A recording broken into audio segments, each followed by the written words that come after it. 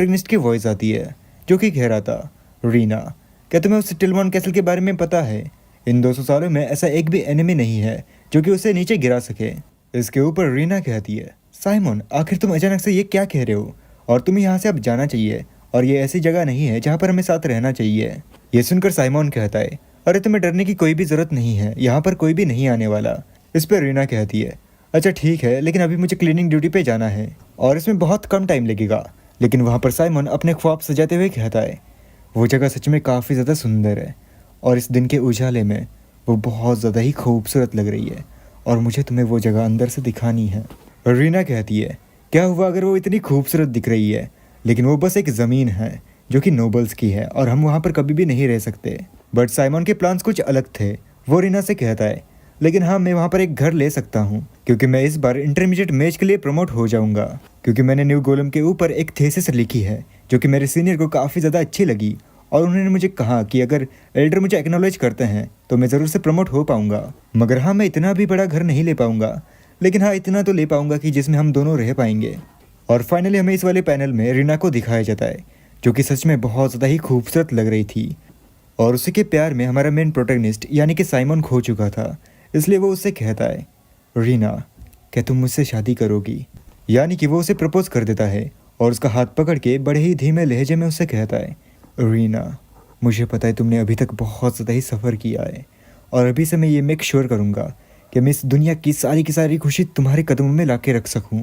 ये सुनकर रीना बड़े ही प्यार से उससे कहती है, लेकिन साइमन, इसके लिए तुम्हें पहले इंटरमीडिएट मैच बनना पड़ेगा। ये सुनकर साइमन को बहुत ज़्यादा ही शर्म आती है। रीना उससे कहती है, तुम बहुत ज़्यादा ही मीन हो। साइमन उससे कहता है, अरे मैं तो बस मजाक कर रहा था वो ऐसे। लेकिन तभी रीना कहती है, मैंने ये कभी भी एक्सपेक्ट नहीं किया था कि तुम कुछ ऐसा बोलोगे और मुझे ऐसा लगता है कि हम दोनों एक साथ बहुत ज़्यादा ही खुश रहेंगे। देन यहीं पर हमारा सीन शिफ्ट हो जाता है और इस वाले सीन में साइमन वहाँ पर बड़े ही शांत तरीके से खड़ा था और वहाँ से एक आवाज़ आती है, एक नई मैजिक टेक्निक जो कि गोलम को यूज़ करती है। एल्डर, तुम सच में बहुत ज़्यादा ही जीनियस हो और तुमने जो थीसिस लिखी हुई है वो इस दुनिया को पूरी तरह से बदल देगी। लेकिन वही सीनियर जैसे कि हमारे साइमन ने बहुत ज़्यादा भरोसे के साथ उसे वो थीसिस दिखाई थी, उसने यहाँ पर गद्दारी कर दी थी। वो कहता है, ये सच में बहुत ज़्यादा ही फ्लटरिंग है, यानी कि मुझे शर्म आ रही है और ये सब कुछ आपकी वजह से पॉसिबल हो पाया है क्योंकि आपने मेरे ऊपर इन्वेस्टमेंट की थी। लेकिन वही आदमी जो कि उससे बात कर रहा था वो कहता है, अगर तुम ऐसा ही करते रहोगे तो मैं तुम्हारे ऊपर और भी ज़्यादा इन्वेस्टमेंट करूँगा। मगर यहाँ पर साइमन बड़े ही धीमे लहजे में और गुस्से के साथ कहता है, मैंने हमारी खुशी के लिए बहुत ज़्यादा ही हार्डवर्क किया, मगर मैं गलत था। अगर मैं पूरी ज़िंदगी भी ऐसे ही हार्डवर्क करता रहूँगा फिर भी कुछ भी नहीं बदलने वाला। और वो दोनों उसके सामने वैसे ही कुछ बातें करते रहते हैं, वो बातें हमें बताई नहीं जाती।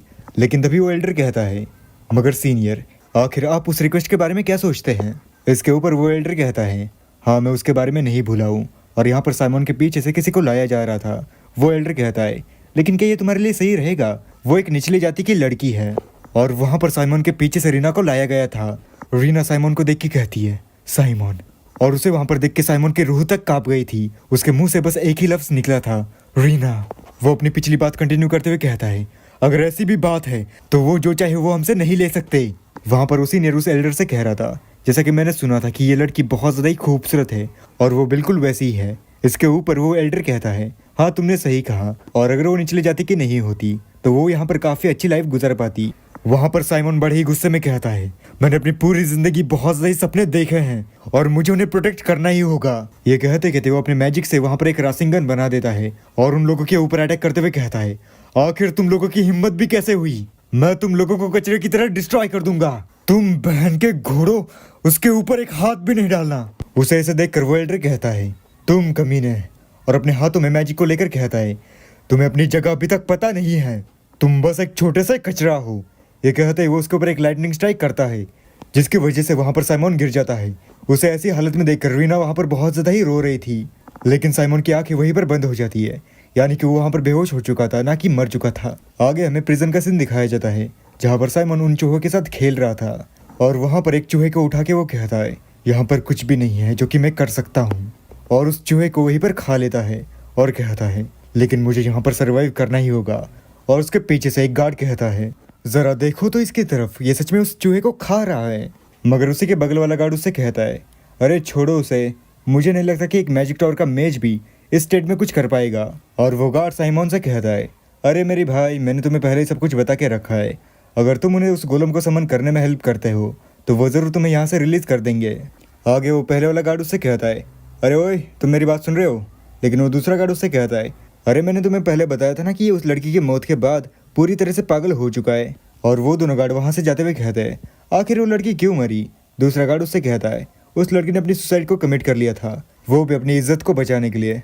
सच में वो उसके लाइफ का वेस्ट था, क्योंकि वो बहुत ज़्यादा ही खूबसूरत थी। और यहाँ पर साइमन ने अपने हाथ को काट लिया था जहाँ से उसका खून निकल रहा था। वो कहता है, रीना मुझे माफ़ कर दो। देन जैसे ही वो गार्ड्स आगे चल रहे थे, वहाँ पर उनके सामने काफ़ी सारे चूहे थे।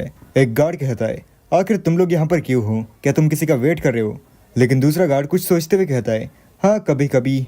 मगर जो पहले वाला गार्ड था वो एक चूहे को मार देता है। उस चूहे को मारते ही उसके पेट के ऊपर एक मैजिक सर्कल था, वो वहीं पर एक्टिवेट हो जाता है। और यहाँ पर साइमन कुछ ड्रॉ कर रहा था और अपनी बात कंटिन्यू करते हुए कहता है, रीना मुझे माफ़ कर दो, मैं बहुत ज़्यादा ही कमज़ोर था। वो वहाँ पर उस मैजिक सर्कल को ड्रॉ कर रहा था। यहाँ पीछे से एक गार्ड आते हुए कहता है, आखिर तुम क्या कर रहे हो? वहीं पर रुक जाओ। मगर साइमन उसे बनाते हुए कहता है, क्या तुम लोग मुझे यहाँ पर रोक रहे हो?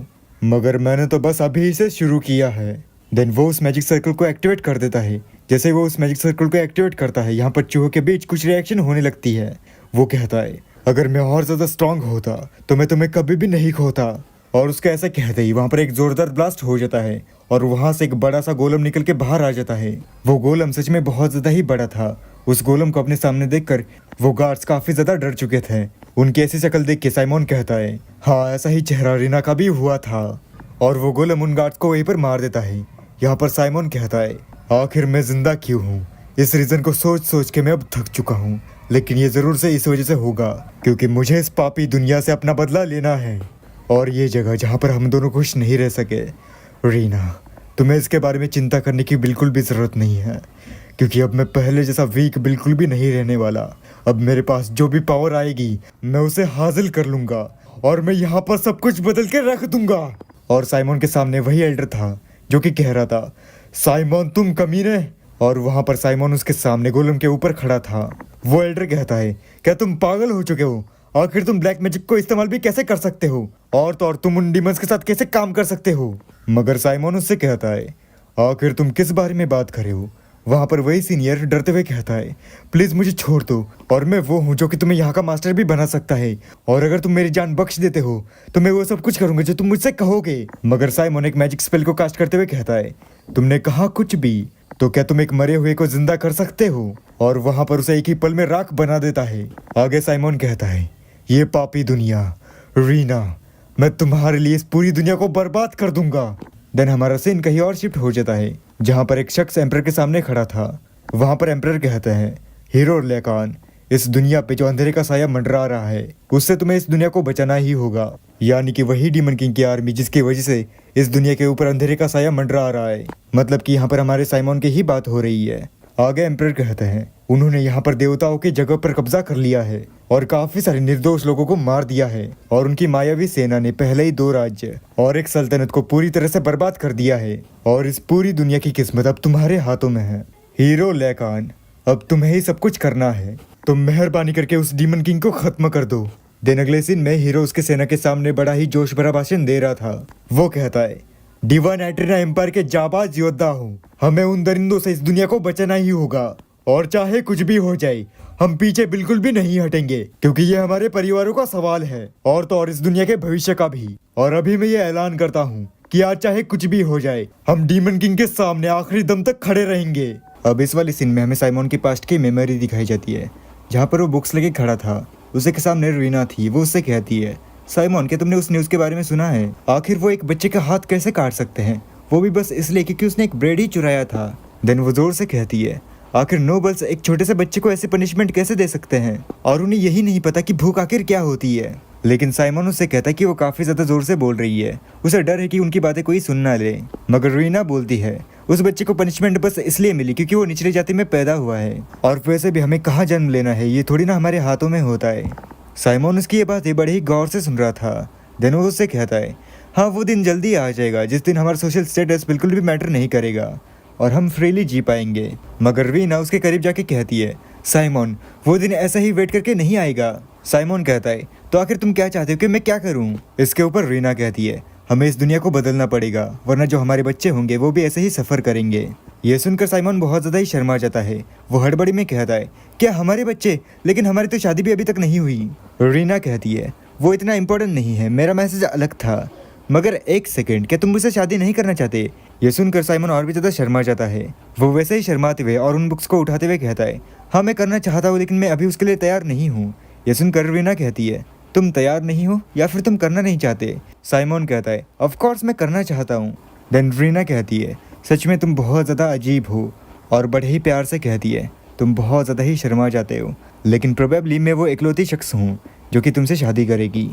और इसी के साथ हमारा सीन प्रेजेंट पे आ जाता है, जहाँ पर साइमन कह रहा था, रीना अब सब कुछ खत्म हो चुका है, बस थोड़ा और टाइम, फिर वही दुनिया बनेगी जो कि हम चाहते थे। और उसके सामने वही हीरो था। वो कहता है, डीमन किंग साइमन, तुम्हारी वजह से ये पूरी दुनिया सफ़र कर रही है, मगर आज इसी दिन तुम्हारा अंत होगा। मैं ये देवताओं की और न्याय की कसम खाता हूँ, और तुम्हारी सभी पापी इच्छाओं को दफना कर यहाँ पर न्याय दिलाऊंगा। ये सुनकर साइमन बहुत जोरों से हंसने लगता है।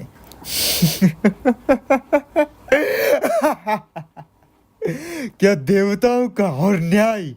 क्या तुम ऐसा ही मुझे जज करने वाले हो? और क्या तुम्हें लगता है कि मैं तुम्हारे देवताओं से और तुम्हारे हाइपोथेटिकल सेंस ऑफ जस्टिस से डरूंगा? इसके ऊपर लैरकन कहता है, लेकिन हाँ तुम जरूर से डरोगे, क्योंकि इस दुनिया को न्याय दिलाने के लिए यहाँ पर अनगिनत हीरोज मेरे साथ हैं। देन वो अपने आर्मी को मोटिवेट करते हुए कहता है, आज हम डीमन किंग को खत्म करके इस दुनिया को प्रोटेक्ट करेंगे। ये कहते ही वो साइमन के ऊपर अटैक कर देते हैं। यहाँ पर साइमन अपने मैजिक कास्ट करते हुए कहता है, आखिर तुम लोग होते कौन हो मुझे जज करने वाले? और इस न्याय का भ्रम तो तभी खत्म हो चुका था जिस दिन रीना मरी थी, और अब मैं उस भ्रम में बिल्कुल भी नहीं हूँ। लेकिन अब मैं तुम लोगों को वो चीज़ दिखाऊंगा जिसके ऊपर मुझे भरोसा है।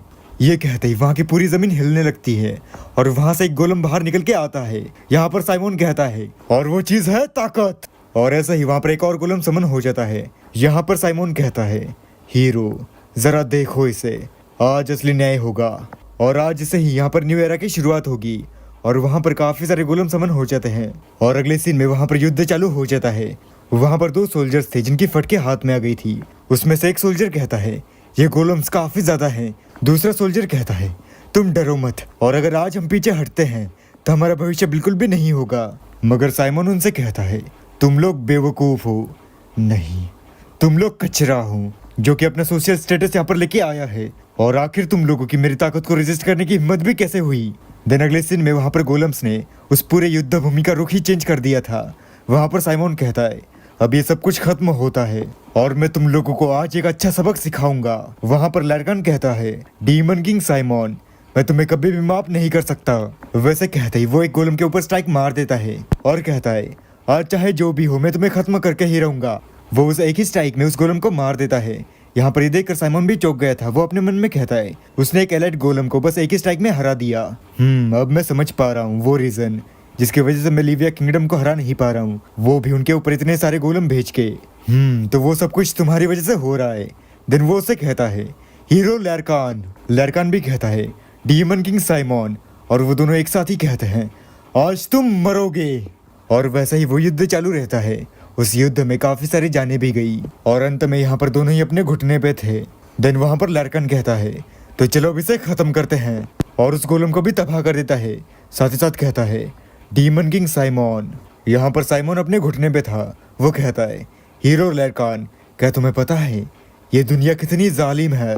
लैरकन वहाँ पर साइमन के ऊपर अटैक कर देता है, मगर एमन उससे कहता है, अगर तुम यहाँ पर नहीं होते तो मैं इस पूरी दुनिया को बर्बाद करने के बाद एक नई दुनिया को बनाता। मगर लैरकान, मैं तुम्हें यह श्राप देता हूँ कि तुम्हारी पूरी ब्लड लाइन सफरिंग के साथ गुजरेगी। और उसका वैसा कहना ही हुआ था कि यहाँ पर लैरकान ने साइमन की गर्दन ही उड़ा दी थी। यहाँ आखिरी लम्हों में साइमन को अपनी पुरानी बात याद आती है, जहाँ पर रीना उससे कहती है, साइमन, क्या तुम्हें पता है जब तुम हंसते हो तब तुम बहुत ज़्यादा ही अच्छे लगते हो, और मैं यही चाहती हूँ कि तुम हमेशा हंसते रहो और ऐसे ही खुश रहो, क्योंकि जब तुम खुश होते हो तभी मैं भी खुश होती हूँ। और उसे बड़े प्यार से किस कर लेती है। देन उससे कहती है, साइमन, मैं तुम्हें बहुत ज़्यादा पसंद करती हूँ। बट अचानक से उसकी आंखें खुल जाती है। वहाँ पर वो एक बेड के ऊपर लेटा हुआ था। उसे ये सब कुछ सपना लग रहा था। वो अपने गर्दन के ऊपर हाथ रख के कहता है कि मेरी गर्दन अभी भी सही सलामत है, और मैं इतना बीमार क्यों महसूस कर रहा हूँ, और तो और मेरे ऊपर एक घाव भी नहीं है। आखिर यहाँ पर हुआ क्या, और आखिर मैं कहाँ पर हूँ? मैंने ये रूम पहले कभी भी नहीं देखी है। क्या मैं किसी फॉरेन कंट्री में हूँ? बट मैं जिंदा कैसे हूँ? और ऐसा कोई भी ब्लैक मैजिक नहीं है जो कि मरे हुए को जिंदा कर दे। और अगर कुछ ऐसा पॉसिबल भी होता तो वो मैं पहले ही कर देता। तो मैं जिंदा हूँ तो हूँ कैसे? और जब वो सामने देखता है तब वहाँ पर लार्कान की एक बड़ी सी तस्वीर थी। वो उसे देखकर कहता है, आखिर इस कमीने की फोटो यहाँ पर क्यों है? मगर तभी वहाँ से एक बटलर आता है। वो कहता है, यंग लॉर्ड, और भगवान का शुक्र है कि आप जाग गए। देन वो बटलर साइमन को गले लगा के कहता है, ओह, मैं अब रिलीफ महसूस कर रहा हूँ कि आप जाग गए। आप 2 हफ्ते से ऐसे ही बेहोश थे और मुझे तो लगा था कि हमने आखिरी लार्कान को भी खो दिया। मगर साइमन उससे कहता है, क्या यंग लॉर्ड, जरा एक सेकेंड, आखिर तुम कौन हो? ये सुनकर उस बटलर को लगता है कि साइमन की याददाश्त चली गई है। ये सोचकर वो काफी ज्यादा उदास हो जाता है और वहां पर बैठ जाता है और कहता है, तो उस इंसिडेंट की वजह से आपकी याददाश्त चली गई है और ये सारी मेरी गलती थी कि मैंने आपका अच्छे से ख्याल नहीं रखा। हाँ तो ठीक है, अब मैं आपको सब कुछ बताता हूँ। और मुझे ऐसा लगता है कि आपकी ये याददाश्त टेम्पररी चली गई है, लेकिन अगर मैं आपको पास्ट की बातें याद दिलाता हूँ तो आपकी मेमोरी जल्दी से वापस आ जाएगी। देन वो बटलर उसे बताता है कि वो जल्दी यहाँ का लॉर्ड बनने वाला है। बार्की एम्पायर की जो लार्कान विस्काउंटी है उसका वो सक्सेसर है और तो और ग्रेट हीरो लार्कान का डिसेंडेंट भी है और उसका नाम ल्यूक लार्कान है। यहाँ पर ये सुनकर वो बहुत ज्यादा ही चौंक जाता है। वो अपने मन में कहता है, क्या लार्कान 500 साल पहले ही मर गया? इसका मतलब मैं 500 साल बाद लार्कान का डिसेंडेंट बन के रीइंकार्नेटेड हुआ हूँ। आगे वो वहाँ से दौड़ के कहीं जाता है। पीछे से उसका बटलर कहता है, यंग लॉर्ड, आखिर आप कहाँ पर जा रहे हैं? आपको ऐसे मूव नहीं करना चाहिए। मगर साइमन वहाँ से दौड़ते हुए कहता है, आखिर ये कैसे हो सकता है? क्या उसने मुझे पागल समझ के रखा है? ये बिल्कुल भी मेक सेंस नहीं कर रहा है। और जब वो बाहर जाता है तब वो काफी ज्यादा चौंक जाता है क्योंकि उसके सामने एक बड़ा सा गोलम था। वो कहता है, आखिर ये क्या है? क्या वो अभी भी एग्जिस्ट करता है? तो उसने जो भी कुछ कहा था क्या वो सच है? और ये कितना ज्यादा इरिटेटिंग है। वो वेपन मैजिक गोलम से काफी ज्यादा एडवांस है। वो मैजिक जो कि मैं बस इमेजिन कर सकता हूँ वो अभी मेरे सामने है। पीछे से उसका बटलर आता है। साइमन उससे कहता है, तो आखिर तुमने अपना नाम मुझे क्या बताया? वो बटलर उसे अपना नाम बताता है कि उसका नाम हांस है और वो उसका पर्सनल सर्वेंट है। देन साइमन उसे उस गोलम के बारे में बताता है कि वो आखिर क्या चीज है। इसके ऊपर हांस उसे बताता है कि उसे जाइंट कहते हैं। ये बाइपेडल ह्यूमनॉइड वेपन है। इसके ऊपर साइमन उससे पूछता है, ह्यूमनॉइड वेपन, तो क्या ये गोलम मैजिक से बना है? इसके ऊपर हांस कहता है कि हाँ, आप आधे सही है, जबकि ये गोलम साइंटिफिक हेक्सटेक और मैजिक से बना हुआ है। तो इसकी जो टेक्नोलॉजी है वो बहुत ज़्यादा ही एडवांस है और गोलम्स काफ़ी दूर से कंट्रोल किए जाते हैं, लेकिन इस जाइंट को इंसान इसके अंदर रह के कंट्रोल करता है। साइमन कहता है, क्या अंदर रह के? हांस कहता है कि हाँ। देन साइमन अपने मन में कहता है, हाँ, इसे चलाने के लिए काफ़ी एडवांस टेक्नोलॉजी और काफ़ी ज़्यादा नॉलेज की ज़रूरत है। बट अगर जैसे हांस ने बताया, अगर ये सच है तो ये सच में काफ़ी अच्छा अमेजिंग वेपन है जो कि बैटल फील्ड पर एक्सटर्नल थ्रेट से काफ़ी हद तक बचाएगा। जबकि जो गोलम्स होते हैं उन्हें हमें दूर से कंट्रोल करना पड़ता है, जिसकी वजह से अच्छा खासा व्यू नहीं मिलता। और यही वो प्रॉब्लम था जो कि मैंने गोलम्स के साथ फेस किया था। वहाँ पर हांस काफ़ी ज़्यादा कन्फ्यूजन में था। देन वहाँ से साइमन जाने लगता है। पीछे से हांस कहता है, माय लॉर्ड, आखिर आप कहाँ पर जा रहे? लेकिन वहाँ पर साइमन अपने मन में कहता है, बट अगर ये सच में एग्जिस्ट करता है तो मुझे मरे हुए 500 साल बीत चुके हैं और आखिर में अपने एनिमी के डिसेंडेंट के रूप में ही क्यों जन्मा? अब आगे हांस बड़े जोर से कहता है, माय लॉर्ड। और आखिर वो इतनी जोर से क्यों चिल्लाया इसका पता हमें वहीं पर चल जाता है क्योंकि वहाँ पर साइमन नशेड़ी की तरह दारू पी रहा था। वहाँ पर हांस साइमन को रोकते हुए कहता है, माय लॉर्ड, आपको इतना ज़्यादा अपने आप को पुश नहीं करना चाहिए, प्लीज़ आप शांत हो जाइए। इसके ऊपर साइमन कहता है, लेकिन तुमने तो कहा कि मैं लार्कान का डिसेंडेंट हूँ। इसके ऊपर हांस कहता है कि हाँ, आपने सही कहा। इसके ऊपर साइमन कहता है, तो आखिर इससे क्या ही फर्क पड़ता है, मैं बाकी से तो हेल्थियर ही होऊंगा। मगर तभी वो वहीं पर नीचे गिर जाता है। हांस कहता है, माय लॉर्ड। साइमन कहता है, आखिर ये क्या है? हांस कहता है, माय लॉर्ड, मैंने आपको पहले ही वार्न किया था और आपको कर्स की वजह से केयरफुल रहना पड़ेगा। इसके ऊपर साइमन कहता है, क्या कर्स? हांस वहाँ पर अपने मन में कहता है, जैसा कि मैंने एक्सपेक्ट किया था, उनको कुछ भी याद नहीं है। साइमन कहता है, आखिर तुम किस कर्स के बारे में बात कर रहे हो, जल्दी से मुझे बताओ। देन हांस कहता है, आखिर मैं कहाँ से शुरुआत करूँ? और वो वही सारी बातें बताता है जो कि हमने विटनेस करी है। साइमन कहता है, ये सारी बातें छोड़ो, तुम पॉइंट पे आओ। इसके ऊपर हांस कहता है, लॉर्ड लार्कान के एफर्ट्स को काफी ज्यादा प्रेज्ड किया गया, मगर वो डीमन लॉर्ड के कर्स के कारण मारे गए। उसकी ये बातें साइमन बड़े ही गौर से सुन रहा था। देन उसे वही मेमोरी याद आती है जहाँ पर उसने वो कर्स दिया था। वो उस बात को याद करते हुए कहता है, क्या वो इस बारे में बात कर रहा है और क्या मैं मेरे ही कर्स की वजह से यहाँ पर सफर कर रहा हूँ? देन हांस वहाँ पर बताता है कि 500 साल पहले ये दुनिया काफी ज्यादा शांत हुआ करती थी, लेकिन इस दुनिया पे एक खतरा आया था। वो था डीमन लॉर्ड, जिसका डार्क मैजिक काफी ज्यादा पावरफुल था और वो गोलम्स को समन करता था जो कि काफी ज्यादा पावरफुल हुआ करते थे। उसने अनगिनत सोल्जर्स को बस एक ही फ्लिक में मारा था, लेकिन अंत में वो इस दुनिया के ऊपर कब्जा नहीं कर पाया और सारा श्रेय जाता है लॉर्ड लार्कान को, जिन्होंने उसे हराया था और इस दुनिया पे दोबारा से शांति लाई थी। लेकिन जो डीमन लॉर्ड था उसने मरने से पहले लॉर्ड लार्कान के ऊपर एक कर्स कास्ट किया था, जो कि कर्ज लॉर्ड लार्कान और उसके पूरे ब्लड लाइन को लगा था। और वो कर्ज ये था कि उनकी मौत काफ़ी ज़्यादा पेनफुल और बड़े ही यंग एज में हो जाएगी। और वो ये सब कुछ एक बुक में पढ़ रहा था, ना कि उसे हांस बता रहा था। और मुझसे ही बताने में गलती हो गई, तो मैं आपसे माफ़ी मांगता हूँ।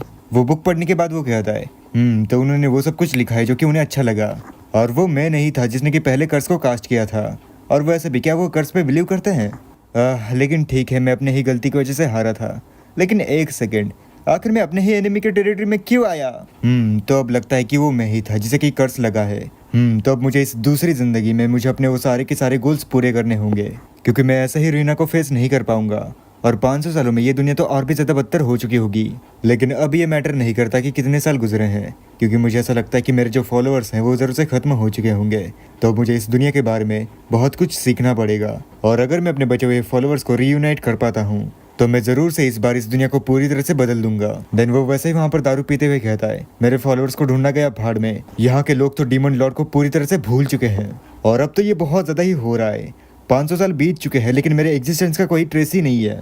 और तो और उससे भी बदतर, इस बॉडी में ना तो स्टैमिना है और ना ही माना। तो अब आखिर मुझे क्या करना चाहिए? लेकिन जैसे वो थोड़ा आगे जाता है वो वहीं पर गिर जाता है। और वो वहाँ पर निराश होकर कहता है, आखिर मुझे क्या करना चाहिए? देन वो रीना को याद करते हुए कहता है, रीना, मैं हार चुका हूँ। मैंने इस लाइफ में कुछ भी अचीव नहीं किया। मुझे बस एक ऐसी दुनिया बनानी थी जहाँ पर सभी लोग इक्वल होंगे। वो और कुछ सोच पाता इससे पहले ही बाहर से उसे एक आवाज़ आती है, यंग मास्टर। देन वो वहाँ पर बाहर गैलरी में जाता है और कहता है, आखिर यहाँ पर क्या चल रहा है और इतना कौन चीख रहा है? वहाँ पर एक आदमी चिल्लाते हुए कह रहा था, आखिर आप कितने टाइम तक हमें अवॉइड करने वाले हैं? हम मर्चेंट्स हैं और हम ऐसे ही पीछे नहीं हटेंगे। वहाँ पर बटलर और उसी के साथ 2 लोग थे और उनके सामने एक मर्चेंट था जिसका नाम डेरिन है। और वो कह रहा था, जब तक हमें पैसे नहीं मिलेंगे हम यहाँ से नहीं जाएंगे। यहाँ साइमन कहता है, क्या मैं कर्ज में हूँ? लार्कान कमीने, तुम्हारे डिसेंडेंट्स इतने गरीब हैं। वो मर्चेंट बताता है कि उन्होंने पिछले साल माइन डेवलपमेंट के लिए 30,000 पेसोस लिए थे। पेसोस वहाँ की करेंसी है, मगर इन्होंने जब भी उन्हें पे बैक करने के लिए इन्वाइट किया इन्होंने उसे अवॉइड किया। और अब वो इसी बात के खिलाफ आवाज उठा रहा है। वहाँ पर हांस उससे कहता है कि जो यंग मास्टर है उनकी कंडीशन अभी ठीक नहीं है, इसलिए वो रेस्ट कर रहे हैं और जो रीपे है वो जरूर से वो लोग उन्हें देंगे, लेकिन इसके लिए उन्हें किसी और दिन आना पड़ेगा।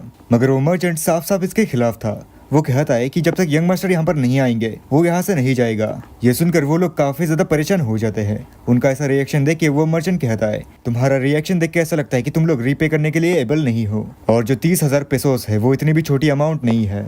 तो अब मैं तुम लोगों को एक ऑफर देता हूँ कि तुम लोगों के घर में जो एक बड़ा सा जायंट है वो तुम हमारे हाथों में सौंप दो। लेकिन प्रोबेबली वो 30,000 के वर्थ इट नहीं होगा क्योंकि वो सेकंड हैंड है, लेकिन फिर भी मैं तुम लोगों को एक ऑफर देता हूँ। लेकिन तभी वहाँ पर एक आदमी चिल्लाते हुए कहता है, ये कभी भी पॉसिबल नहीं होगा। और उस आदमी का नाम रॉजर्स था जो कि नाइट कमांडर था। वो चिल्लाते हुए कहता है, हमारे घर में सिर्फ 3 ही जायंट है जिसकी वजह से भी हम हमारे टेरिटरी को डिफेंड नहीं कर पाते, तो मैं इसे कभी भी अलाउ नहीं करूंगा। और अगर तुम्हें चाहिए तो तुम्हें पहले मुझे मारना होगा। आगे हांस उसे शांत कराते हुए कहता है, तुम शांत हो जाओ, ऐसा कभी भी नहीं होगा।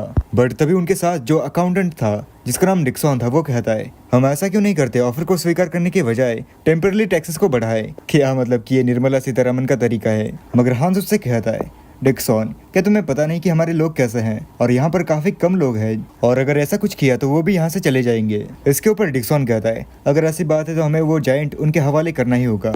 मगर ये बात सुनकर रॉजर्स काफी ज्यादा गुस्सा हो जाता है। वो कहता है, मैंने एक बार बोला ना कि ये पॉसिबल नहीं है। यहाँ पर साइमन हंसते हुए कहता है, कितना अच्छा हाउस होल्ड है, उस लार्कन कंपनी को ये सब कुछ देखना चाहिए था। देन वहाँ पर वही मर्चेंट कहता है, तुम सभी लोग यहाँ पर शांत हो जाओ, लेकिन अब मुझे पर्सनली उस जायंट और मैनर को सीज करना पड़ेगा। लेकिन खुद सोचो कि लोग ग्रेट हीरो के बारे में क्या सोचेंगे। देन जायंट की तरफ इशारा करते हुए कहता है, तो आखिर तुम लोगों का उस बारे में क्या ख्याल है? ये सुनकर रॉजर्स बहुत ज्यादा ही गुस्सा हो जाता है। वो कहता है, क्या तुम जोक कर रहे हो? आखिर मैंने कितनी बार तुम्हें बताया कि ये पॉसिबल नहीं है। मगर वो मर्चेंट कहता है, आप मुझे मिसअंडरस्टैंड कर रहे हैं, मैं उस जायंट की बात नहीं कर रहा हूँ, बल्कि उसके पीछे जो मैजिक टावर है उसके बारे में बात कर रहा हूँ। ये सुनकर वो सभी लोग चौंक जाते हैं। देन वो रॉजर्स कुछ सोचते हुए कहता है, मैजिक टावर, वैसे ये बुरी डील नहीं है। हांस भी उससे कहता है कि हाँ, उसके अंदर अब कोई भी नहीं जाता। अकाउंटेंट कहता है कि हाँ, पहले ही हमारा टूरिस्ट अट्रैक्शन हुआ करता था, लेकिन ये अनसक्सेसफुल रहा क्योंकि जो लोग थे वो कहते थे कि यही कर्ज का सोर्स है। यहाँ पर साइमन काफी ज्यादा चौंक जाता है। वो कहता है, लार्कान तुम कमीने, क्या ये मेरा मैजिक टावर है? क्या मुझे हराने के बाद उसने ये मैजिक टावर यहाँ पर लाया? 500 साल पहले जब डीमन किंग टावर वहाँ पर न्यूली सिचुएटेड हुआ था तब मेरा घर उस जगह से काफी ज्यादा दूर था और मैं तब रीना के साथ रहता था। वो घर काफी ज्यादा पुराना और खराब था, लेकिन वो घर हमारा था और उस घर में रहकर हमने बहुत सारे सपने सजाए थे। जो डीमन किंग टावर था उसके आजू बाजू जो भी जगह थी वो हमारी ही टेरिटरी में आती थी। लेकिन आखिर इन लोगों की हिम्मत भी कैसे हुई उस जगह पर जाने की। वहाँ पर वो मर्चेंट उनसे कहता है, तुम लोगों को चिंता करने की बिल्कुल भी जरूरत नहीं है, क्योंकि जो हमारी कंपनी है वो उस जगह को फिर से एक टूरिस्ट प्लेस बना देगी, वो भी काफी ज्यादा फेमस। और मैं ये दावा कर सकता हूँ कि वो इस रीजन की इकोनॉमी भी बढ़ा सकता है। देन वहाँ पर वो अकाउंटेंट कहता है, तो आखिर मुझे कहाँ पर साइन करनी है। लेकिन वो लोग वहीं पर चौंक जाते हैं, क्योंकि वहाँ से साइमन काफी ज्यादा गुस्से में आ रहा था। उसे ऐसे चलते हुए देख के यहाँ पर हंस कहता है, यंग लॉर्ड का आपको चलने में कोई दिक्कत तो नहीं हो रही है। लेकिन वहाँ पर साइमन बड़े ही गुस्से में कहता है, अपने कदम पीछे हटा लो। वहाँ पर वो मर्चेंट कहता है, अरे यंग लॉर्ड, आपसे मिलना कितना ज़्यादा डिफिकल्ट है, और हमने पहले ही रिकवर कर लिया है। जो आपके वेसल से उनसे बात कर काफ़ी अच्छा लगा, मगर हाँ, हमें बस आपकी सिग्नेचर चाहिए ताकि जो हमारी कंपनी है वो उस डिमन टावर के मैनेजमेंट को संभाल सके। मगर साइमन गुस्से में उससे कहता है, क्या तुम सिर्फ उसी के बारे में बात करने वाले हो, और क्या तुम्हें उस जगह के बारे में पता भी है, और तो और तुम्हारी उस जगह पे कंट्रोल लेने की हिम्मत भी कैसे हुई। उसका ऐसा रूप देखे यहाँ पर इन लोगों की फटके हाथ में आ गई थी। वो मर्चेंट अपने मन में कहता है, आखिर ये क्या है, जैसा मैंने उनके बारे में सुना था ये उससे अलग है। मगर वो मर्चेंट वहाँ पर कहता है, हमने पहले ही बहुत ज़्यादा वेट कर लिया है, और क्या आपको आपके सिचुएशन के बारे में पता है, तो क्या आप उस मैनर के बारे में बात करना चाहते हैं। लेकिन साइमन उसे वहीं पर चुप कर देता है और कहता है, तुम अपना मुंह बंद रखो, वो जगह हमारे टेरिटरी का सेंटर है, और वो मेन स्टेट से ज़्यादा दूर भी नहीं है। उसे कब्जे में कर तुम अपना इन्फ्लुएंस और अथॉरिटी को बढ़ाना चाहते हो, वो भी डेवलपिंग एरिया के अंदर टूरिज्म के नाम पे। तो तुम्हें क्या लगता है कि मैंने कुछ गलत बोला। ये सुनकर उस मर्चेंट की तू में होती है। आगे वो मर्चेंट कहता है, तुम लोग सच में बहुत ज़्यादा ही पथेटिक हो, तुम लोग सेकंड हैंड वेपन भी नहीं बेच रहे हो, ऊपर से ये सारी प्रॉब्लम्स को बढ़ा रहे हो। क्या तुम लोग इस टेरिटरी के ऊपर कब्जा करना चाहते हो। इसके ऊपर साइमन उससे कहता है, लेकिन अगर मैं तुमसे कंपेयर करूं तो मुझे तुम जैसे लोगों से बहुत ज़्यादा ही नफरत है, जिनके अंदर काफ़ी ज़्यादा इविलनेस होती है। ये सुनकर वो मर्चेंट अपने मन में कहता है, मैं उसे यहाँ पर अपर हैंड लेने नहीं दे सकता, मुझे इसके ऊपर एक स्ट्रॉन्गर रिस्पॉन्स देना ही होगा। ये सोचकर वो चिल्लाते हुए साइमन से कहता है, लार्कान हाउस होल्ड कर्जे को नहीं चुका पा रहा है और हम वही मांग रहे हैं, तो अब हमारी कंपनी चाहती है कि तुम अपना कर्जा अभी कभी चुकाओ। यह सुनकर साइमन उससे कहता है, आखिर किसने कहा कि हम अपना कर्जा नहीं चुका पा रहे हैं। सिर्फ 15 दिनों में, नहीं नहीं नहीं, सिर्फ 10 दिनों में हम अपना सारा कर्जा चुका देंगे, तो अभी मेरी नजरों के सामने से दूर हो जाओ। ये कहते कहते वो अपने अंदर से काफी सारा ऑरा बाहर निकाल रहा था। ये देखकर उस मर्चेंट के फटके हाथ में आ गई थी। वो पीछे देखता है और वहां से भाग के चला जाता है और कहता है, तो चलो अब देखते हैं तुम अपने शब्दों पे खड़े उतरते हो या फिर नहीं। देन साइमन वहां पर खड़े होकर कहता है, ऐसे लोग आज भी एग्जिस्ट करते हैं। उसके पीछे से रॉजर्स कहता है, यंग लॉर्ड, मुझे यकीन नहीं हो रहा है कि आपने ऐसा कुछ बोला। देन वो पीछे मुड़ के कहता है, आखिर तुम क्या कह रहे हो। देन वहाँ पर जो सभी के सभी वेसल्स थे वो कहते हैं, हम यहाँ के वेसल्स, और आपने जो भी स्टेटमेंट्स दिए वो हमारे दिलों को छू गए। वहाँ पर हांस कहता है, मुझे ऐसा लगता है कि आप आपके प्लान्स को लेकर काफ़ी ज़्यादा फोकस्ड हैं। रॉजर्स कहता है, और आपने आपके एंसेस्टर्स के ऑनर के लिए जो भी कुछ बोला वो सच में बहुत ज़्यादा ही एपिक था। ये सुनकर यहाँ पर साइमन कहता है, आखिर इस दुनिया में चल क्या रहा है। देन वहाँ पर रॉजर्स कहता है, मैंने ये कभी रियलाइज ही नहीं किया कि आपको इस हाउस होल्ड के ऑनर की इतनी ज़्यादा प्राइड है, और मैंने देखा कि वो कमीना मर्चेंट आपके सामने कुछ भी नहीं बोल पाया, और तो और उस टाइम पे मुझे आपके अंदर आपके एंसेस्टर की छवि दिख रही थी। ये सुनकर वहाँ पर साइमन अपने मन में कहता है, ये कमीने लोग अब ये मुझे फिर से डीमन किंग होने पे मजबूर कर रहे हैं। देन वहाँ पर हांस आके उससे पूछता है कि आखिर आप उनका कर्जा कैसे चुकाने वाले हैं। इसके ऊपर साइमन उससे पूछता है कि आखिर 30,000 पेसोस कितने होते हैं। इसके ऊपर हांस उसे बताता है कि इतने पैसों में वो 10,000 गेहूं की बोरियां खरीद सकता है, और तो और इतने पैसों में वो वॉरियर क्लास जाइंट का सिंगल यूनिट भी खरीद सकता है, और तो और अभी उनके पास इतने भी कोलेटरल्स नहीं है, यानी कि ज़मीन जायदाद जो भी होती है, ट्रेजर्स वगैरह, तो वो उनके पास नहीं है। वही वो साइमन को बताता है, और उसकी वजह से वो ना तो किसी बैंक से और ना ही किसी मर्चेंट से पैसे उधार ले सकते हैं। तो अब इस सिचुएशन का सॉल्यूशन साइमन के पास है या फिर नहीं, यही हांस जानना चाहता है। इसके ऊपर साइमन कहता है, नहीं, मुझे इससे कुछ भी मदद नहीं मिलेगी।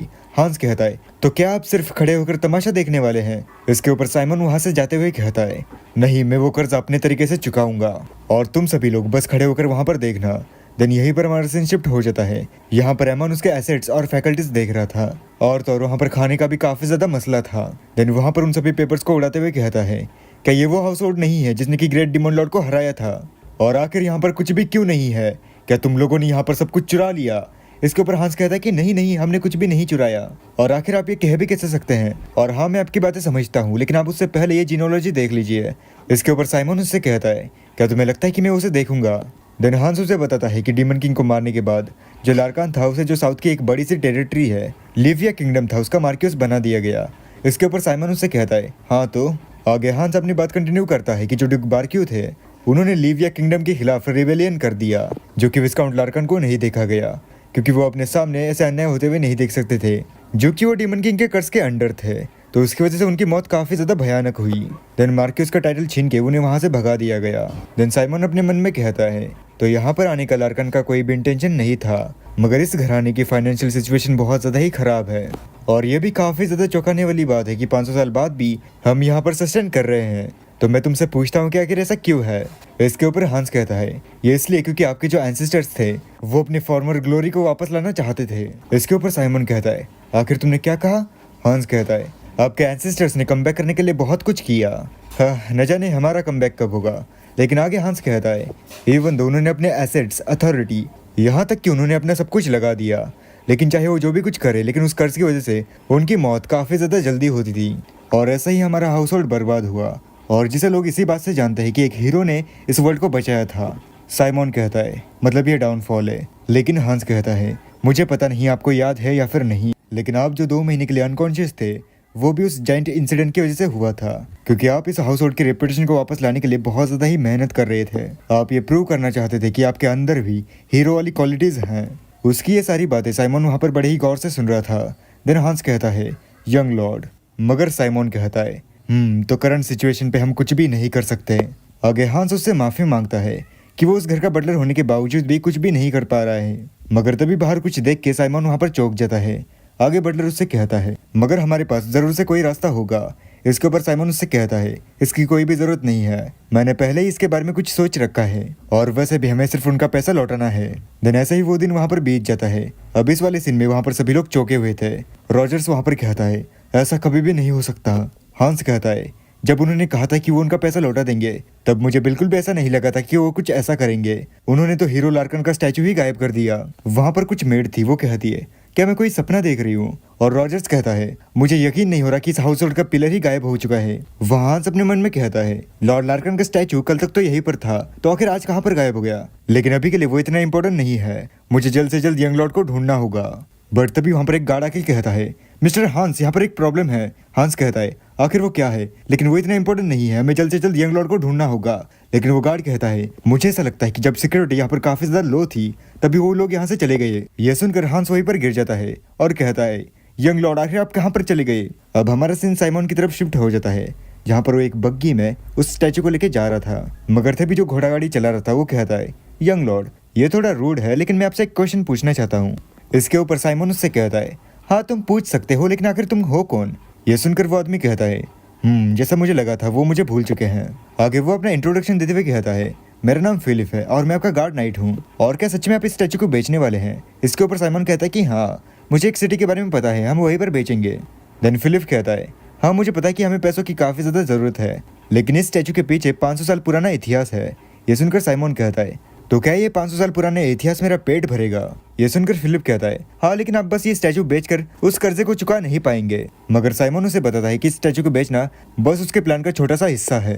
ये काफी अच्छी बात है कि आपके पास एक प्लान भी है, और जब आप उस कर्जे को चुका देंगे तब लोग आपको जरूर से समझेंगे। और क्या मैं आपके उस प्लान के बारे में जान सकता हूँ? इसके ऊपर साइमन कहता है क्या मेरा प्लान? तो मैं उस स्टैचू को बेच के उसके पैसे से गैम्बल खेलूंगा और वो 30,000 पैसों जीतूंगा। ये सुनकर फिलिप की बोलती ही बंद हो जाती है। वो उस घोड़ा गाड़ी को वहीं पर रोक देता है और चिल्लाते हुए कहता है क्या गैम्बल? और अगर क्या हुआ कि आप वो पैसे भी हार गए? ये सुनकर साइमन उससे कहता है अगर तुम्हें मुझ पे चिल्लाना ही था तो आखिर तुम यहाँ पर क्यों आए? ये सुनकर फिलिप कहता है मैं यहाँ पर नहीं आया, आपने ही मुझे यहाँ पर लाया, और अगर मुझे पहले पता होता कि आप कुछ ऐसा करेंगे तो मैं यहाँ पर आता ही नहीं। और अब कैसा रहे कि हम वापस घर जाए, अगर हम उनसे माफी मांगते हैं तो वो जरूर से हमें माफ कर देंगे। इसके ऊपर साइमन उससे कहता है क्या तुम जरा पागल हो? जरा ठीक से सोच के देखो, अगर हम वापस जाते भी हैं तो हम उन्हें क्या एक्सप्लेन करें कि आखिर हमने उस स्टैचू को क्यों चुराया?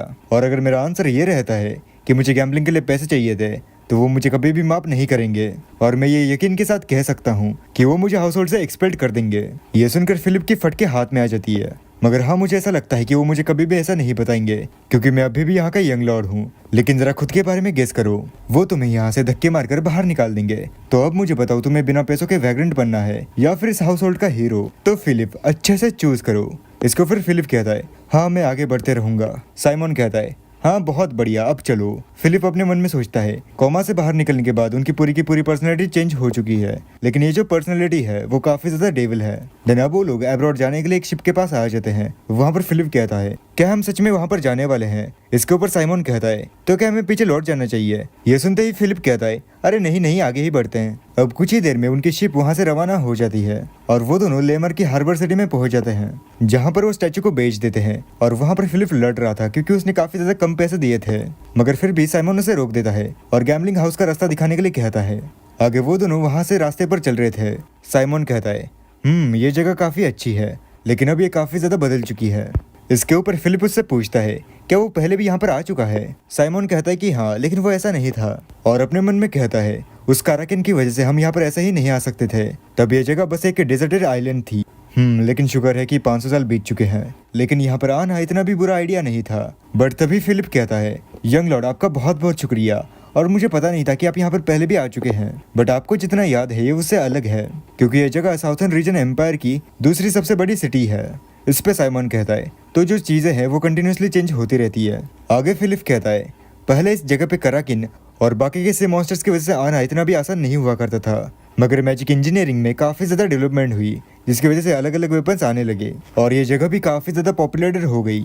साइमन कहता है, ओह अच्छा, तो ऐसी बात है। आगे फिलिप कहता है, और यहाँ की जो गैम्बलिंग होती है वो भी सच में बहुत ज्यादा ही होती है, तो क्या आप श्योर है कि आप इसे खेल पाएंगे? इसके ऊपर साइमन कहता है, फिलिप अगर मैं कॉन्फिडेंट नहीं होता तो मैं यहाँ पर आता ही नहीं। देन वो दोनों ही वहाँ पर गैम्बलिंग हाउस के सामने आ जाते हैं। वहाँ पर साइमन कहता है, तो चलो अंदर चलते हैं। पीछे से फिलिप कहता है, यंग लॉर्ड जरा रुकिए, मुझे एक गहरी सांस लेने दीजिए। साइमन कहता है, आखिर तुम इतना डर क्यों रहे हो? इसके ऊपर फिलिप कहता है, आखिर आप इतने शांत क्यों है? क्या आपको इस गेम को जीतने का कोई रास्ता पता है? इसके ऊपर साइमन कहता है, क्या जीतने का रास्ता? तो मुझे ऐसा लगता है कि जब भी गैम्बलिंग की बात आती है तब तुम्हारा एटीट्यूड ही सब कुछ होता है, और यहीं पर हमारा रिलेशनशिप हो जाता है। अगले ही सीन में वहाँ पर कुछ पत्ते पड़े होते हैं और एक आवाज आती है, अरे वाह, ये काफी ज्यादा अच्छी बात है, जरा देखो मैं फिर से जीत गया। और वहाँ पर साइमन काफी ज्यादा परेशान लग रहा था। वो सामने वाला आदमी साइमन से कहता है, क्या तुम इसे दोबारा से कंटिन्यू रखना चाहते हो? बट साइमन उसे कंटिन्यू रखता है और वो आदमी दोबारा से जीत जाता है और कहता है, देखो मैं दोबारा से जीत गया और ऐसा लगता है कि लक आज मेरे साइड में है।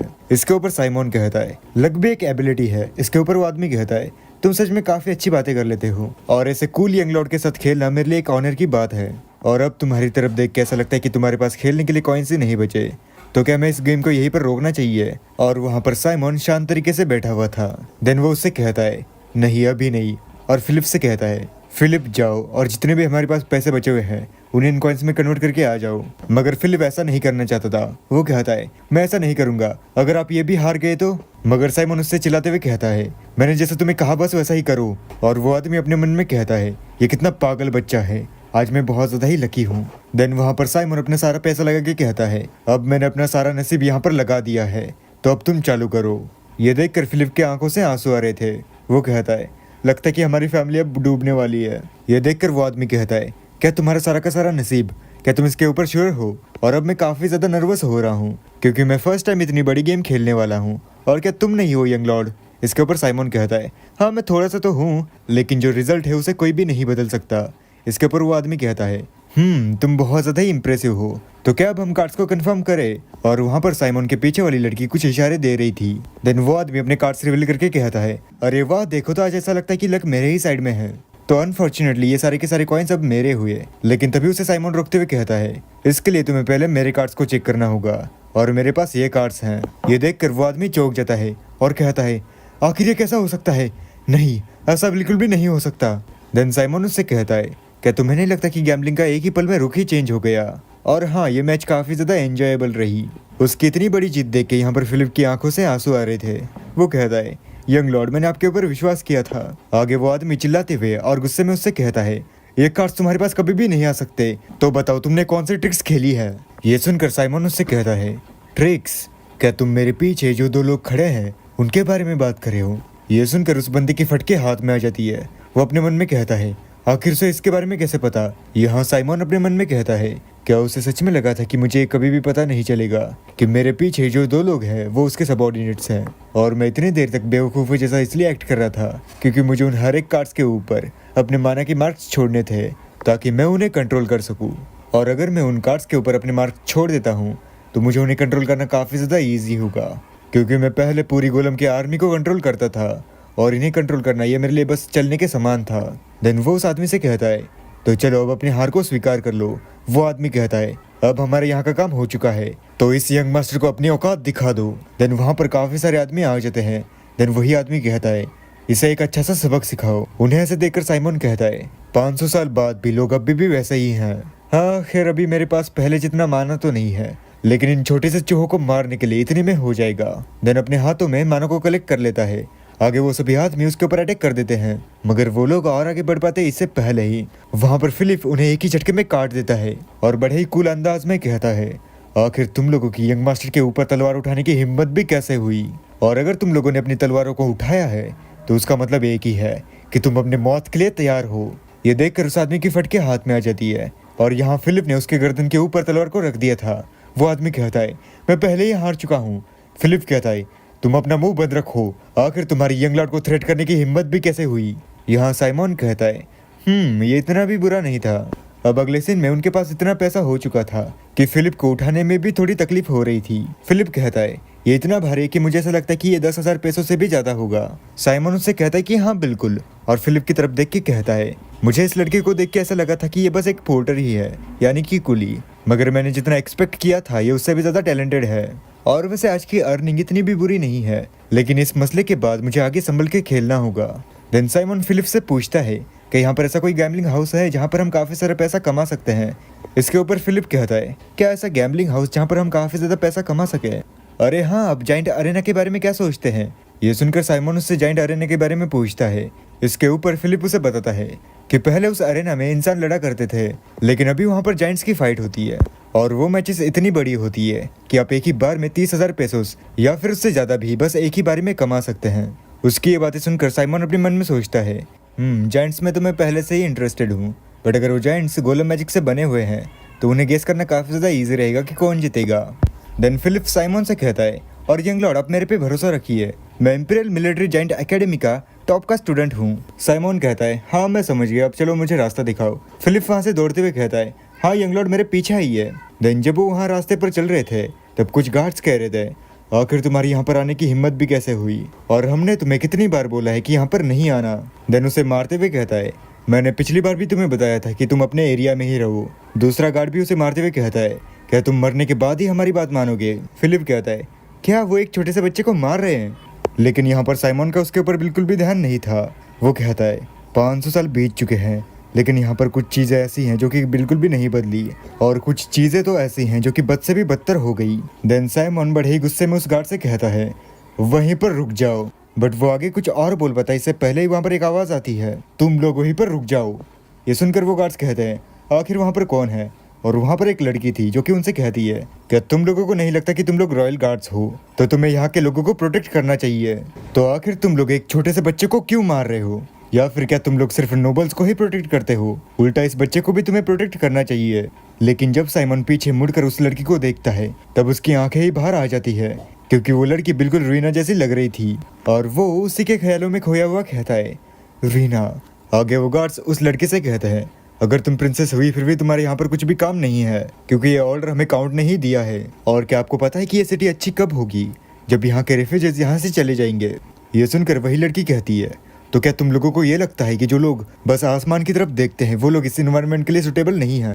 उसकी ये बातें सुनकर साइमन बहुत ज्यादा ही चौंक जाता है। आगे वो लड़की अपनी बात कंटिन्यू करते हुए कहती है, उनके पास छोटे छोटे इनोसेंट बच्चे हैं और वो लोग बस अपने देश को भटक कर यहाँ पर आ चुके हैं, वो भी अपनी फैमिली के साथ। और अगर ऐसे लोग गिल्टी हैं तो सबसे पहले पनिशमेंट मुझे ही मिलनी चाहिए, क्योंकि वोल्गा किंगडम की प्रिंसेस होने से पहले मैं भी एक रिफ्यूजी हुआ करती थी। वो गार्ड कहता है, प्रिंसेस अगर आप ऐसा ही कंटिन्यू करते रहेंगी तो आप हमारे लिए बड़ी परेशानी खड़ी कर देंगी, और हम ये सब कुछ इसलिए नहीं कर रहे क्योंकि हम करना चाहते हैं, बल्कि ये हमें काउंट ने ऑर्डर दिया है। यहाँ पीछे से फिलिप साइमन से कहता है, लगता है कि यहाँ पर सिचुएशन थोड़ी सी बिगड़ चुकी है। साइमन उससे कहता है, क्या तुम्हें पता है कि वो कौन है? फिलिप कहता है कि हाँ ऑफ कोर्स, वो वोल्गा किंगडम में अच्छी खासी फेमस है, एक ऐसे प्रिंसेस जो कि काफी ज्यादा केयरिंग है।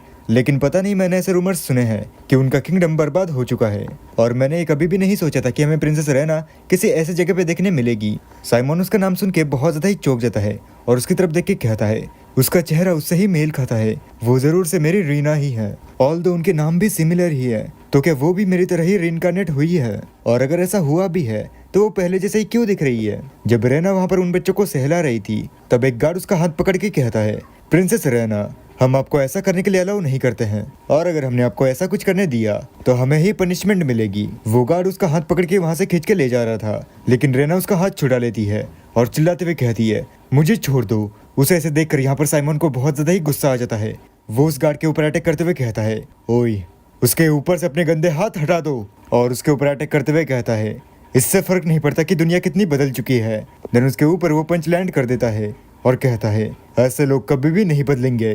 देन उसके ऊपर बड़े ही गुस्से में मुक्कों से बारिश करते हुए कहता है, नहीं सुधरेंगे, ऐसे लोग कभी भी नहीं सुधरेंगे। पीछे से रैना उसे रोकते हुए कहती है, रुको, तुम्हें इतना आगे बढ़ने की जरूरत नहीं है। साइमन कहता है, रीना, लेकिन पीछे से दूसरा गार्ड कहता है, तुम बेवकूफ, तुम्हारे एक गार्ड के ऊपर अटैक करने की हिम्मत भी कैसे हुई? क्या तुम इंपीरियल लॉ से नहीं डरते? ये सुनकर वहां पर फिलिप कहता है, क्या तुम्हारा वो इंपीरियल लॉ? और उसके गर्दन के ऊपर अपनी सॉर्ड रखते हुए कहता है, क्या वो लॉ तुम्हारी जिंदगी से भी ज्यादा इंपॉर्टेंट है? ये देखकर वो गार्ड कहता है, तुम कमीने। और कुछ देर बाद वो दोनों गार्ड वहां से चले जाते हैं, लेकिन जाते हुए वो कहते हैं, तुम इसके लिए पछताओगे। देन फिलिप साइमन से कहता है, तो अब ऐसा लगता है कि जाइंट अरेना में जाने के लिए ये सही टाइम नहीं है। मगर साइमन का उसके ऊपर बिल्कुल भी ध्यान नहीं था। वो रेना की तरफ जाते हुए कहता है, रीना, क्या तुम्हें कहीं चोट तो नहीं लगी ना? और मुझे माफ कर देना, कुछ सेकंड के लिए मेरा दिमाग कहीं और ही खो चुका था, इसलिए मैं तुम्हारी मदद नहीं कर पाया। लेकिन इससे उल्टा रेना उससे माफी मांगती है और उससे पूछती है कि आखिर तुम कौन हो? यह सुनकर साइमन एकदम चुप हो जाता है और आगे वो कहता है, आखिर तुम्हारा इससे मतलब क्या है? और रेना की तरफ आगे बढ़ता है, लेकिन रेना उससे कहती है, मेरे और ज्यादा करीब मत आना। बट साइमन उससे कहता है, हाँ ये सही है, मेरा लुक अभी बहुत ज्यादा ही चेंज हो चुका है, तो इसलिए तुमने मुझे पहचाना नहीं होगा, लेकिन मैं तुम्हें सब कुछ बता दूंगा।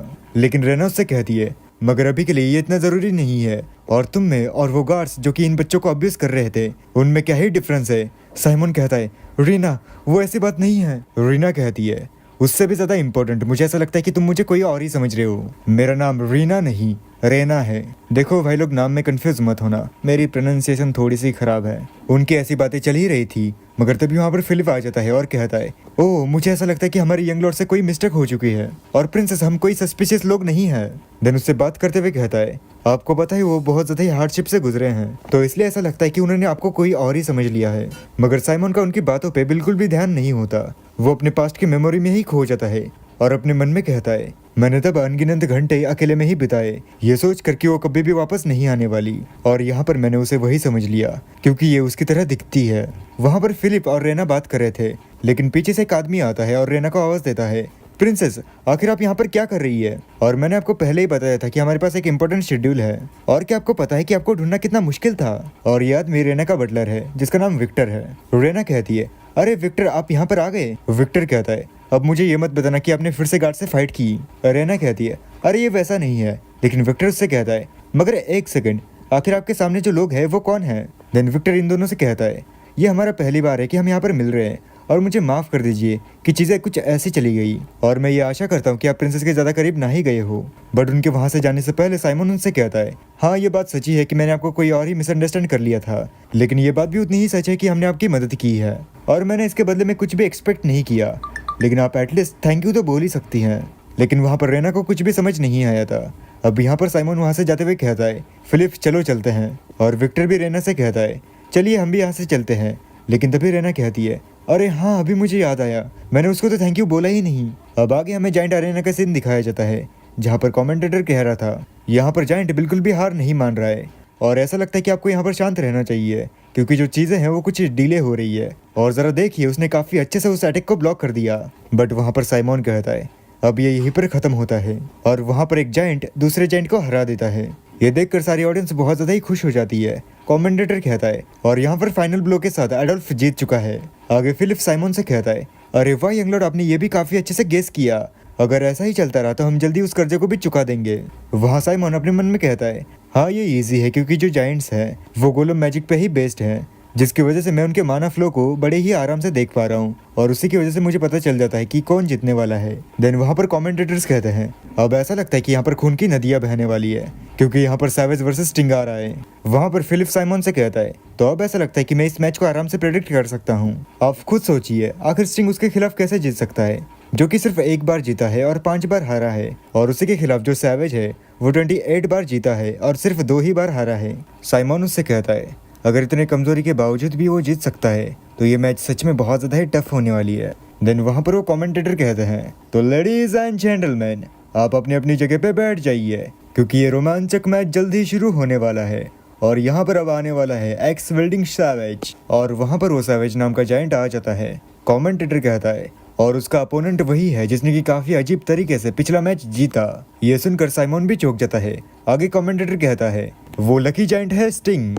देन वहां से स्टिंग भी आ जाता है। उसे देखकर फिलिप कहता है ये भी काफी अच्छा है, और पिछली बार वो काफी ज्यादा लकी था, मगर इस बार उसका सामना सैवेज से हो रहा है। मगर साइमन उससे कहता है अच्छा चलो फिलिप, सारा का सारा पैसा स्टिंग के ऊपर लगा दो। ये सुनकर फिलिप कहता है क्या स्टिंग? मैं ये गारंटी के साथ कह सकता हूँ कि ये वाला मैच सैवेज ही जीतेगा। मगर साइमन ने कुछ ऐसा देख लिया था जो कि आम लोग नहीं देख पाते, और वहाँ पर स्टिंग के अंदर से काफी सारा लाल ऑरा बाहर निकल रहा था। ऑब्वियसली ये सिर्फ साइमन ही देख पा रहा था। लेकिन एक बात तो है, रियल लाइफ में स्टिंग पीने से ऑरा माइनस ही क्यों ना हो जाए, लेकिन यहाँ पर स्टिंग का ऑरा बढ़ते ही जा रहा था। वहाँ पर साइमन कहता है अब ये एक अलग ही विक्ट्री होने वाली है। देन वहाँ पर उन दोनों के बीच फाइट शुरू हो जाती है। कमेंटेटर कहता है ये सामना बहुत ज्यादा ही रोमांचक है क्योंकि स्टिंग काफी अनएक्सपेक्टेड परफॉर्मेंस दिखा रहा है, और ऐसा लगता है कि वो अपने पिछले हार का बदला यहाँ पर ले रहा है क्योंकि वो सैवेज के हर एक अटैक को ब्लॉक कर रहा है। देन वहाँ पर सैवेज के अंदर जो पायलट होता है वो कहता है मैंने तो बस यही सोचा था कि ये बस एक आर्मर है, लेकिन तुम्हारे अंदर भी काफी ज्यादा स्किल्स हैं, मगर इससे कुछ भी फर्क नहीं पड़ता क्योंकि तुम्हारी इतनी स्किल्स भी मुझे हराने के लिए काफी नहीं है। वहाँ फिलिप कह रहा था तुम ऐसे हार नहीं सकते। उसी के बगल में साइमन बड़े ही शांत तरीके से अपने मन में सोच रहा था माना फ्लो में स्टिंग के पास एक अपर हैंड है, मगर आखिर वो सोच क्या रहा है क्योंकि उसने अभी तक अपने माना का यूज भी नहीं किया। वहाँ स्टिंग जख्मी हालत में बैठा हुआ था। यहाँ सैवेज के अंदर वाला पायलट कहता है क्या तुम्हारे पैर अभी तक तुम्हारे जाइंट से जुड़े हुए हैं? अब इस फाइट को ज्यादा खींचते नहीं है। देन उसके ऊपर अटैक करते हुए कहता है अब मैं तुम्हें दिखाऊंगा असली डिस्ट्रक्शन क्या होती है। यहाँ पर फिलिप काफी चिल्लाते हुए कह रहा था अरे नहीं, अब ऐसा लगता है कि हम अपने सारे के सारे पैसे हारने वाले हैं। आगे जैसे ही सैवेज उसके ऊपर अटैक कर देता है, यहाँ पर स्टिंग के अंदर से काफी सारा माना बाहर निकलता है और वहाँ पर एक ब्लास्ट हो जाता है। जैसे ही धुंध झटती है वहाँ पर सैवेज नहीं होता, वो हवा में एक जंप लगा देता है और उससे कहता है क्या तुम्हें लगता है कि जायंट मैचेस में तुम बैट जीत जाओगे, वो भी 30 सेकंड में मैच जीतने का? मगर वो टाइम अभी खत्म होता है और अब मैं और ज्यादा रिपेयर्स अफोर्ड नहीं कर पाऊंगा। देन वो वहाँ पर एक मैजिक स्पेल कास्ट करता है फायर ब्लास्ट, और वो अटैक सीधा जाके सैवेज को लग जाता है। यहाँ पर कमेंटेटर कह रहे थे आखिर ये कैसे पॉसिबल हो सकता है, और यहाँ पर काफी ज्यादा अनएक्सपेक्टेड चीज हुई है क्योंकि इस मैच का विनर है सैवेज जो कि अपने प्योर स्किल्स के साथ जीत चुका है। उसी के दूसरी तरफ यहाँ पर फिलिप खुशी के मारे रोते हुए कहता है मुझे आप पर पहले से ही भरोसा था। मगर साइमन काफी ज्यादा चौंका हुआ था। वो कहता है आखिर उसने मैजिक को यूज कैसे किया, और प्रोबेबली ऐसा नहीं होना चाहिए। फिलिप उससे कहता है आखिर आप क्या कह रहे हैं? स्टिंग का जो रेडर है कारेन वो एक रियून नाइट है, और जेंट्स को मैजिक यूज करते हुए देखना ये कॉमन नहीं है क्योंकि ओडीडीज में वो अपनी ताकत को छुपा के रखते हैं। बट साइमन अपने मन में कहता है अभी के लिए ये इतना इंपॉर्टेंट नहीं है क्योंकि मैजिक को वेपन्स के थ्रू यूज करना, इसकी फंडामेंटल थ्योरी मैंने ही डेवलप की थी, और ये मैटर नहीं करता कि कितने साल गुजर चुके हैं, लेकिन उसे कोई भी रेप्लिकेटेड नहीं कर पाया, और ये इसलिए क्योंकि उसकी प्रोसेस मैंने ब्लैक मैजिक से कंप्लीट की थी। देन ऐसा ही कुछ टाइम बीत जाता है। अब वो जायंट अरेना में हनगार की तरफ आ जाते हैं। वहाँ पर फिलिप उससे पूछता है कि आखिर आप हनगार में क्यों आए हैं, मगर इस पे साइमन कुछ भी नहीं बोलता। आगे फिलिप कहता है तो क्या हमें यहाँ से जल्द नहीं जाना चाहिए, मगर साइमन उसे वहीं पर चुप करा देता है, ये कह कर कि अभी वो कुछ सोचने में बिजी है और वो उसकी कुछ भी हेल्प नहीं कर रहा है। मगर तभी एक आदमी की आवाज़ आती है जो कि कह रहा था आपको अपना फैसला बदलना चाहिए क्योंकि आखिर आप जायंट की मैच कैसे लड़ सकती है, और ये कोई और नहीं बल्कि विक्टर और रेना ही थे। विक्टर रेना से कहता है सबसे पहली बात आपको फाइट को चूज नहीं करना चाहिए था। रेना कहती है बट आंद्रे जैसे मर्सिनरी को काउंट के जायंट के खिलाफ मेरे को राइड करना इतना भी ट्रबल भरा नहीं होगा। साइमन अपने मन में कहता है ये लोग तो वही है। फिलिप कहता है लगता है कि हम प्रिंसेस रेना से फिर से मिल गए, बट उनको देख के ऐसा लगता है कि अभी वो किसी प्रॉब्लम में है। विक्टर वहाँ पर कहता है आखिर आप ऐसे डील के लिए एग्री क्यों हुई है? आपको पता है ना कि अगर आप हारी तो आपको काउंट से शादी करनी पड़ेगी, और ऐसा फैसला आखिर आप इतनी लाइटली कैसे ले सकती हैं? रेना कहती है हाँ मैंने ये फैसला काफ़ी ज़्यादा केयरफुली लिया है क्योंकि अगर मैं उसे एक्सेप्ट नहीं करती तो अनगिनत रेफ्यूजीज मारे जाते, और अगर मुझे सभी को बचाना है तो यही उसका एक तरीका है। बट विक्टर उसके ऊपर चिल्लाते हुए कहता है लेकिन आखिर आप अपने आप को सैक्रिफाइस कैसे कर सकती हैं? क्या आपके पास कोई और ऑप्शन नहीं है? ऊपर से ऐसे जायंट के साथ आप जरूर से हार ही जाएंगी। हाँ माना कि आपको रेफ्यूजीज को बचाना है, लेकिन आपकी खुद की लाइफ का क्या? आखिर आप अपनी लाइफ को क्यों नहीं बचाना चाहती? मगर यहाँ पर साइमन फिलिप से कहता है, फिलिप चलो यहाँ से चलते हैं। फिलिप कहता है, मगर यंग लॉर्ड। साइमन कहता है, मैंने यहाँ का सारा काम फिनिश कर दिया है, तो चलो अब वापस चलते हैं। फिलिप कहता है, अच्छा ठीक है। आगे साइमन वहाँ से चलते हुए कहता है, वो रीना नहीं है और मुझे वहाँ पर इन्वॉल्व होने की कोई भी ज़रूरत नहीं है। मगर तभी वहाँ पर एक आवाज़ आती है, आप बस अपने आप को बेच रही हैं प्रिंसेस। ये सुनकर साइमन वहीं पर रुक जाता है। आगे विक्टर उससे कहता है, और काउंट ऐसा आदमी है, अगर उसे कोई चीज़ पसंद आती है तो उसे हासिल करके ही रहता है, चाहे उसके लिए उसे कुछ भी क्यों ना करना पड़े। देन वहाँ पर कोई और आदमी कहता है, और उन लोगों ने उन रेफ्यूजीज को कई बार धमकाने की कोशिश भी की है, मगर हाँ प्रिंसेस, आपके बिना वो रेफ्यूजीज बिल्कुल ही होपलेस हैं। और अगर आप उस जाइंट का माना स्टोन पूरी तरह से नहीं बदलती तो वो जाइंट बिल्कुल भी ऑपरेट नहीं होगा। और तो और अगर डिफरेंस की बात बताऊं तो काउंट मोनाक्यूस का जाइंट जो है वो साइज में बहुत ज़्यादा ही बड़ा है, तो प्रोबेबली आपको आपके बटलर की बात सुननी चाहिए। रेना कहती है, हाँ मुझे उसके बारे में पता है, लेकिन मैं ऐसे ही गिव अप नहीं कर सकती, और अगर मैं बिना ट्राई करे ऐसे ही हार जाती हूँ। देन रोते हुए कहती है, तो उन लोगों का क्या होगा, उनके लिए कौन खड़ा रहेगा? बट तभी वहाँ पीछे से साइमन कहता है, तो क्या मैं उसके ऊपर एक नज़र मार लूँ? ये सुनकर रेना चौंक जाती है और पीछे मुड़ जाती है। वहाँ पर साइमन उससे कहता है, वो जाइंट और उसका वो माना स्टोन, लगता है कि वो अभी भी यूज हो सकता है। बट तभी विक्टर रेना के सामने आते हुए कहता है, तुम लोग प्रिंसेस के करीब भी मत आना, तुम लोग यहाँ भी, ये कोई भी कोइंसिडेंस नहीं हो सकता, लगता है कि आप काउंट मोनाक्यू के असैसिन्स हैं। ये सुनकर साइमन का दिमाग खराब हो जाता है। वो कहता है, क्या तुम अब मेरा दिमाग खराब करना चाहते हो? पीछे से फिलिप कहता है, क्या प्लीज आप अपनी स्वॉर्ड थोड़ी सी दूर रख सकते हैं? ये लोग लारकान है, लारकान फैमिली के 15वें डिसेंडेंट और अभी के करंट लॉर्ड। विक्टर कहता है, क्या हीरो लारकान फैमिली? आखिर मैं तुम्हारे शब्दों के ऊपर भरोसा कैसे करूं? मगर तभी रेना कहती है, विक्टर थोड़ा दूर खड़े रहो। विक्टर चौंकते हुए कहता है, प्रिंसेस। लेकिन रेना कहती है, मैं आपको इस तरह से मिलने के लिए माफ़ी मांगती हूँ, और ऐसा लगता है कि आपने हमारी सिचुएशन को अच्छे से देख लिया है, बट मैं इसके लिए शर्मिंदा हूँ और मेरे पास कोई और रास्ता नहीं है, और अगर ऐसी बात है तो मुझे आपसे एक और फेवर चाहिए, ये मैं आपसे भीख मांगती हूँ। ये सुनकर साइमन कहता है, अच्छा ठीक है, इस बार मैं कोई भी गलती नहीं करूँगा। देन वहाँ पर जाइंट के मानाकोर के पास जाता है और कहता है, अब मुझे अपनी स्किल्स का शो ऑफ करना ही पड़ेगा। बट वहीं पर जो जाइंट का मैकेनिक था वो कहता है, प्रिंसेस, जाइंट को कोई भी ऐसे ही रिपेयर नहीं कर सकता। उसी के साइड में एक बंदा था, वो कहता है, उसके लिए कुछ स्पेशलिस्ट होते हैं और उन्हें आयरन मेजेस कहा जाता है, और अब वो ज़रूर से उस जाइंट को डैमेज पहुंचाएगा। ये नोबल्स और उनका वो ईगो, उन्हें ऐसा लगता है कि वो सब कुछ कर सकते हैं। बट तभी फिलिप उन दोनों के कंधे पे हाथ रख के कहता है, क्या तुम दोनों को मेरे से बेट लगानी है? मैं 10,000 पेसोस अपने यंग लॉर्ड पे लगाता हूँ कि वो इस जाइंट को बड़े ही इजीली फिक्स कर देंगे, और वही चीज़ जो कि तुम दोनों नहीं फिक्स कर पाए। वो मैकेनिक गुस्से में कहता है, आखिर तुम ये क्या ऑफर लगा रहे हो? फिलिप उससे कहता है, अरे अगर तुम्हें डर लग रहा है तो तुम इसे भूल जाओ। वो आदमी कहता है, क्या मैं और डर रहा हूँ? नहीं, मैं ये बेट लगाता हूँ। वो तीनों ऐसे ही बातें कर रहे थे, लेकिन पीछे से रेना कहती है, सर फिलिप, मुझे आपसे एक क्वेश्चन पूछना है। फिलिप कहता है, हाँ प्रिंसेस। देन रेना साइमन की तरफ इशारा करते हुए कहती है कि जाइंट को ठीक करने के लिए वो टूल यूज किया जाता है, और वहाँ साइमन के हाथ में एक डैगर था। ये देखकर फिलिप भी चौंक जाता है, मगर तभी वहाँ साइमन अपना हाथ काट लेता है। ये देखकर फिलिप कहता है, यंग लॉर्ड। देन चिल्लाते हुए कहता है, यंग लॉर्ड, आखिर आप ये क्या कर रहे हैं? वहाँ पर साइमन कहता है, अरे चुप बैठ जाओ और इसे बस देखो। फिलिप अपने सिर पे हाथ रख के कहता है, आखिर ये क्या है? देन वहाँ पर साइमन अपने खून से कुछ करने लगता है, जहाँ पर वो उस जाइंट के मैकेनिक्स को एनालाइज कर रहा था। देन वो काफ़ी सारा माना वहाँ पर गैदर करने लगता है। देन माना गैदर होने के बाद उस जाइंट के माना कोर की तरफ भेजता है और संग जिन्हों की तरह कहता है, और राइस। देन वहाँ पर एक मैजिक सर्कल एक्टिवेट हो जाता है। इसी के बाद हमें साइमन की पुरानी मेमोरी दिखाई जाती है, जहाँ पर साइमन एक गोलम के पास आता है और उससे कहता है, क्या तुम सच में किसी ऐसी जगह पे पड़े हुए रहना चाहते हो?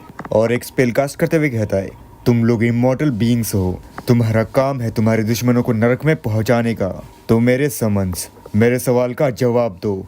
ऐसा कहते ही वहाँ पर काफ़ी सारा माना रिलीज होता है, जिसकी वजह से एक गोलम जाग जाता है, और यहाँ पर प्रेजेंट में वो जाइंट भी एक्टिवेट हो चुका था और उसके अंदर से काफ़ी सारा माना बाहर निकल रहा था। वहाँ पर फिलिप कहता है, जैसा कि मैंने अपने यंग लॉर्ड से एक्सपेक्ट किया था, और यंग लॉर्ड मुझे आप पर पूरा भरोसा था। उसी के साइड में जो मैकेनिक था वो कहता है, ये इम्पॉसिबल है। तभी रेना कहती है, उसने ये कर दिखाया। विक्टर कहता है, मेयर फिर से एक बार मूव कर रहा है कि ये सच में पॉसिबल भी है, और मेयर वहाँ पर उस जाइंट का नाम है। देन अपने मन में कहता है, मुझे इस पर बिलीव नहीं हो रहा है कि उसने एक डेड मैजिक क्रिस्टल को रिवाइव किया है, और मैंने ऐसा कहीं पे भी नहीं सुना कि ऐसा भी कोई मैजिक एग्जिस्ट करता है। अब इस बात से पूरा कॉन्टिनेंट, नहीं, पूरा वर्ल्ड ही शॉक रहने वाला है, क्योंकि ये एक हिस्टोरिक इवेंट है।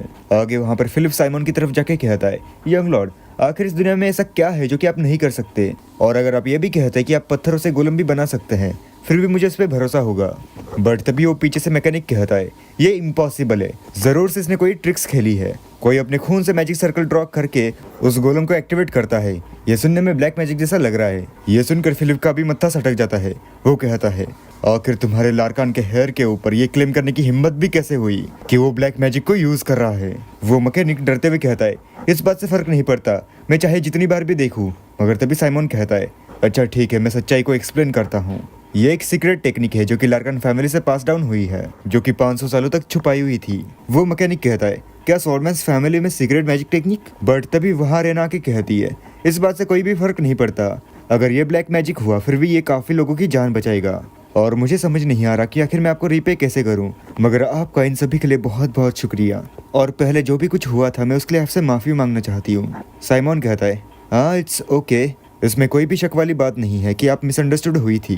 बट रेना उसके हाथों पे पट्टी लगाते हुए कहती है, नहीं, आपको ये चोट मेरी वजह से हुई है, तो एटलीस्ट इसे मुझे ट्रीट करने दीजिए। इस बात पे साइमन उससे कहता है, क्या आपके लिए ये सही रहेगा? मैं तो बस एक गेस्ट हूँ। बट तभी वहाँ पर एक आदमी आते हुए कहता है, यहाँ बहुत बड़ी प्रॉब्लम हो चुकी है। विक्टर उससे पूछता है कि आखिर ऐसे क्या बात हो गई है जिसकी वजह से तुम यहाँ पर चिल्लाते हुए आए हो। वो आदमी कहता है, वो चला गया, वो अपने वेटिंग रूम में भी नहीं है, मैंने उसे हर जगह पे ढूंढ लिया, मगर राइडर आंद्रे कहीं पे भी नहीं मिल रहा है। ये सुनकर रेना बहुत ज्यादा ही शॉक हो जाती है। और बस इसी के साथ ये वीडियो यहीं पर खत्म हो जाती है। तो मुझे जरूर से बताना कि आखिर आपको ये वीडियो कैसी लगी। तो चलो, अगर आपको नेक्स्ट पार्ट जल्द से जल्द चाहिए तो इस वीडियो पे 2000 लाइक्स और 500 कमेंट का टारगेट रखते हैं। अगर ये टारगेट कल तक कंप्लीट हो जाता है तो परसों ही इसका नेक्स्ट पार्ट आ जाएगा। तो अब मैं मिलूंगा आपसे नेक्स्ट वीडियो में, तब तक के लिए 領域展開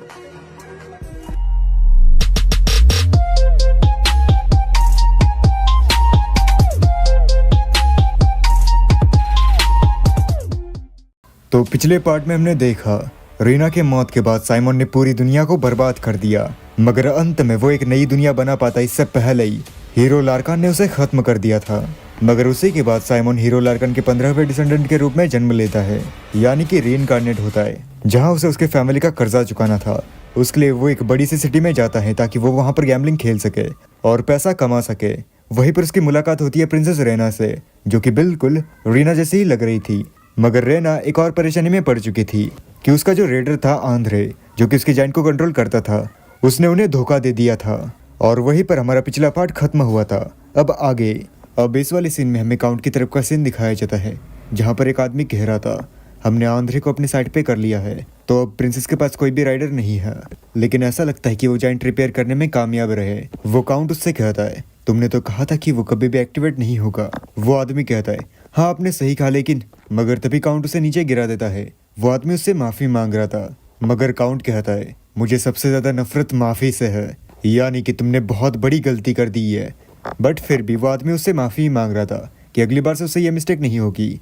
लेकिन वो काउंट कहता है, स्क्रैम, मैं तुम्हें नौकरी से निकाल रहा हूँ। साथ ही साथ हमें उसका नाम भी बताया जाता है, जो कि था Lamar phase Lord count marquee. आगे वो कहता है, क्या उनके पास कोई और आदमी है? इसके ऊपर एक आदमी कहता है कि नहीं। देन वो काउंट कहता है, हाँ उनके पास एक भी पॉसिबिलिटी नहीं होनी चाहिए जब तक कि प्रिंसेस रेना मेरी नहीं हो जाती। अब बहुत ही जल्दी सभी लोग जान जाएंगे कि मोनाक्यू का मास्टर कैसा इंसान है। अब यहाँ पर हमें उसी अरेना का सीन दिखाया जाता है जहाँ पर कमेंटेटर कह रहा था, और अभी लास्ट बट नॉट लीस्ट हमारे पास है प्रिंसेस रेना का मेयर वर्सेस एचलीस। और इन दोनों के बीच जो डिफरेंस दिख रहा है वो काफी ज्यादा है। काउंट मोनाक्यू का ऑप्स मैग्नम एचलीस ये लेमार फ्रीडम कंपटीशन का चैंपियन है, जो कि 78 बार जीता है और एक भी बार नहीं हारा। तो चलो अब देखते हैं मेयर इस चैंपियन के सामने क्या कर सकता है। मगर हाँ, जो मेयर है वो इस अरेना में अभी तक नहीं आया, तो क्या उन्होंने इस मैच को छोड़ दिया? यहाँ पर सारी की सारी ऑडियंस कह रही थी, क्या तुम लोग डर गए? अगर ऐसी बात है तो हमारे पैसे वापस करो। यहाँ वो काउंट खुश होते हुए अपने मन में कह रहा था, क्या तुम लोगों को राइडर नहीं मिला इसलिए तुम लोगों ने गिव अप कर दिया? अगर ऐसी ही बात है तो तुम्हें मेरा मैरिज प्रपोजल एक्सेप्ट करना चाहिए था। अब मैं तुम्हें दिखाऊंगा मेरे प्राइड को हर्ट करने का अंजाम क्या होता है। यहाँ विक्टर कह रहा था, आंद्रे चला गया, अब हमारे पास कोई भी नहीं है। दूसरा एक आदमी कहता है, लगता है कि काउंट मोनाक्यू ने हमारे साथ कोई ट्रिक खेली है। विक्टर कहता है, नहीं, आंद्रे हमारे लिए लॉयल था, क्या तुम कह रहे हो कि उसने हमें धोखा दिया है? वही आदमी विक्टर से कहता है, उसे कई लोगों ने काउंट के कैंप में जाते हुए देखा है। ये सुनकर रेना बहुत ज्यादा ही चौंक जाती है। विक्टर कहता है, अगर आंद्रे हमारे साथ भी होता फिर भी जो जाइंट का डिफरेंस है वो बहुत ज्यादा ही होता। मैं ये बिलीव नहीं कर पा रहा हूँ कि उसने ऐसी कुछ ट्रिक भी खेली है। ये तो बस ऐसा ही हो रहा है कि वो बिना पावर के हमें क्रश कर रहा है। साइमन वहाँ पर कहता है, अगर तुम वहाँ पर पार्टिसिपेट नहीं करते हो तो प्रिंसेस को उससे शादी करनी पड़ेगी। क्या मैंने सही कहा? अगर ऐसे ही बात है तो मुझे लगता है कि मैं इसमें भी तुम्हारी मदद कर सकता हूँ। इसके ऊपर रेना कहती है, लॉर्ड ल्यूक, आखिर आप ये कैसे कर सकते हैं? तभी फिलिप कहता है, यंग लॉर्ड, ऐसा नहीं है कि मैं आपके ऊपर भरोसा नहीं करता हूँ, लेकिन क्या आप भूल गए आपके साथ जो एक्सीडेंट हुआ था वो भी उस जायंट को ऑपरेट करते हुए ही हुआ था। साइमन उससे कहता है, तुम चिंता मत करो, जायंट को ऑपरेट करना ये कहना ही हुआ था कि यहीं पर हमारा रिलेशनशिप हो जाता है। यहाँ पर लोग काफी ज्यादा एक्साइटेड हुए थे। वहाँ पर कमेंटेटर कहता है, हमने तो सोचा था कि मेयर ने गिव अप कर दिया, लेकिन वो यहाँ पर टाइम खत्म होने से पहले ही आ चुका है और वो एचलिस के सामने खड़े होके भी नहीं भागा। यहाँ काउंट गुस्से में कह रहा था, तुमने तो कहा था कि उनके पास कोई भी राइडर नहीं है। इसके ऊपर वो आदमी डरते हुए कहता है, हाँ मैं ये दावे के साथ कहता हूँ कि उनके पास कोई भी राइडर नहीं था। काउंट कहता है, तो क्या उसने मर्सनरी को हायर किया है? लेकिन ये जो कोई भी है, इसे मैच के सिग्निफिकेंस के बारे में पता ही नहीं है, और आखिर उसके प्रिंसेस की साइड लेने की हिम्मत भी कैसे हुई?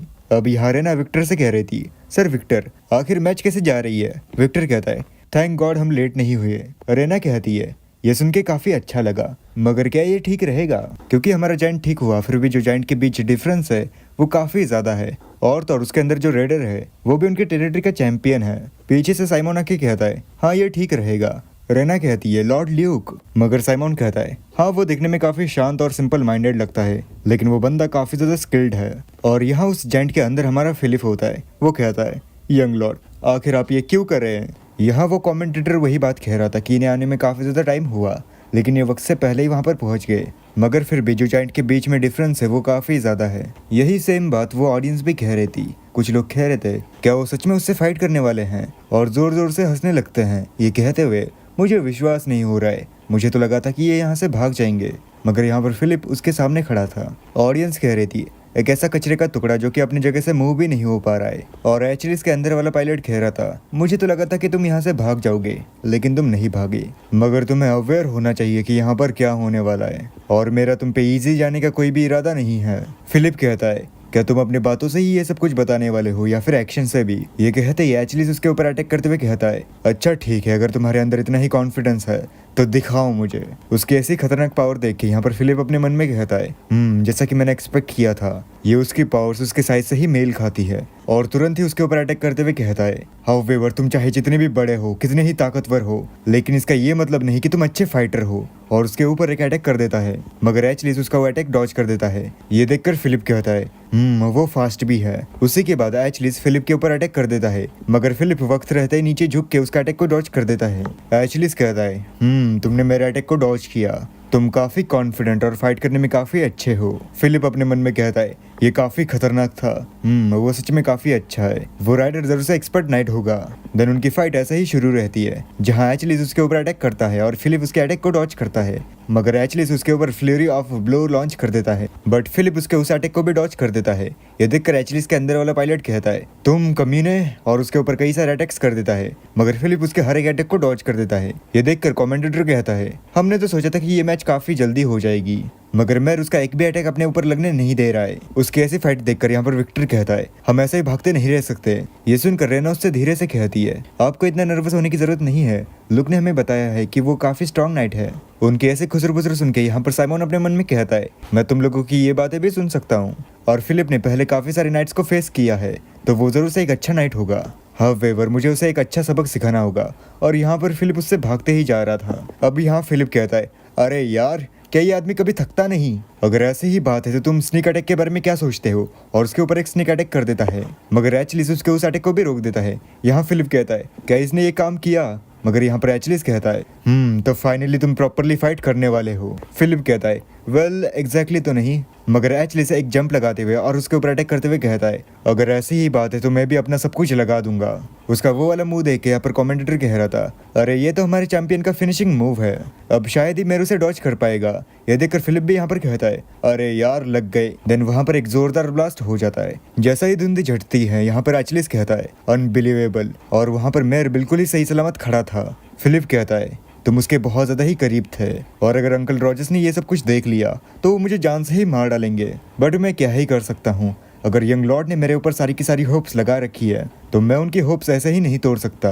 और वहाँ एचलिस से कहता है, अब तुम इसी वक्त अपने लाइफ के लिए रिग्रेट करोगे कि आखिर तुमने मुझे ये सब कुछ दिखाने के लिए इतना मजबूर क्यों किया। देन वहाँ पर मेयर अपनी शॉट पकड़ लेता है और कहता है अब मैं तुम्हें अपनी फुल पावर दिखाऊंगा।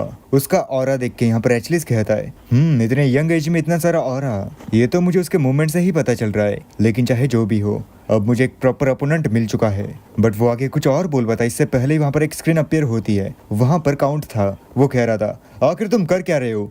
ये देखकर एचलिस कहता है काउंट कहता है आखिर तुम एक कचरे के सामने इतना कैसे स्ट्रगल कर सकते हो। अगर तुम हारे तो क्या तुम्हें इसके कॉन्सिक्वेंसेस पता है। उसकी इस बात से एचलिस उससे माफी मांगता है और अब से वो अच्छे से उससे फाइट करेगा। देन वहाँ पर वो भी अपना ऑरा रिलीज कर देता है और फिलिप के ऊपर अटैक करते हुए कहता है तो चलो अब फेयर ड्यूल किसी और दिन करते हैं।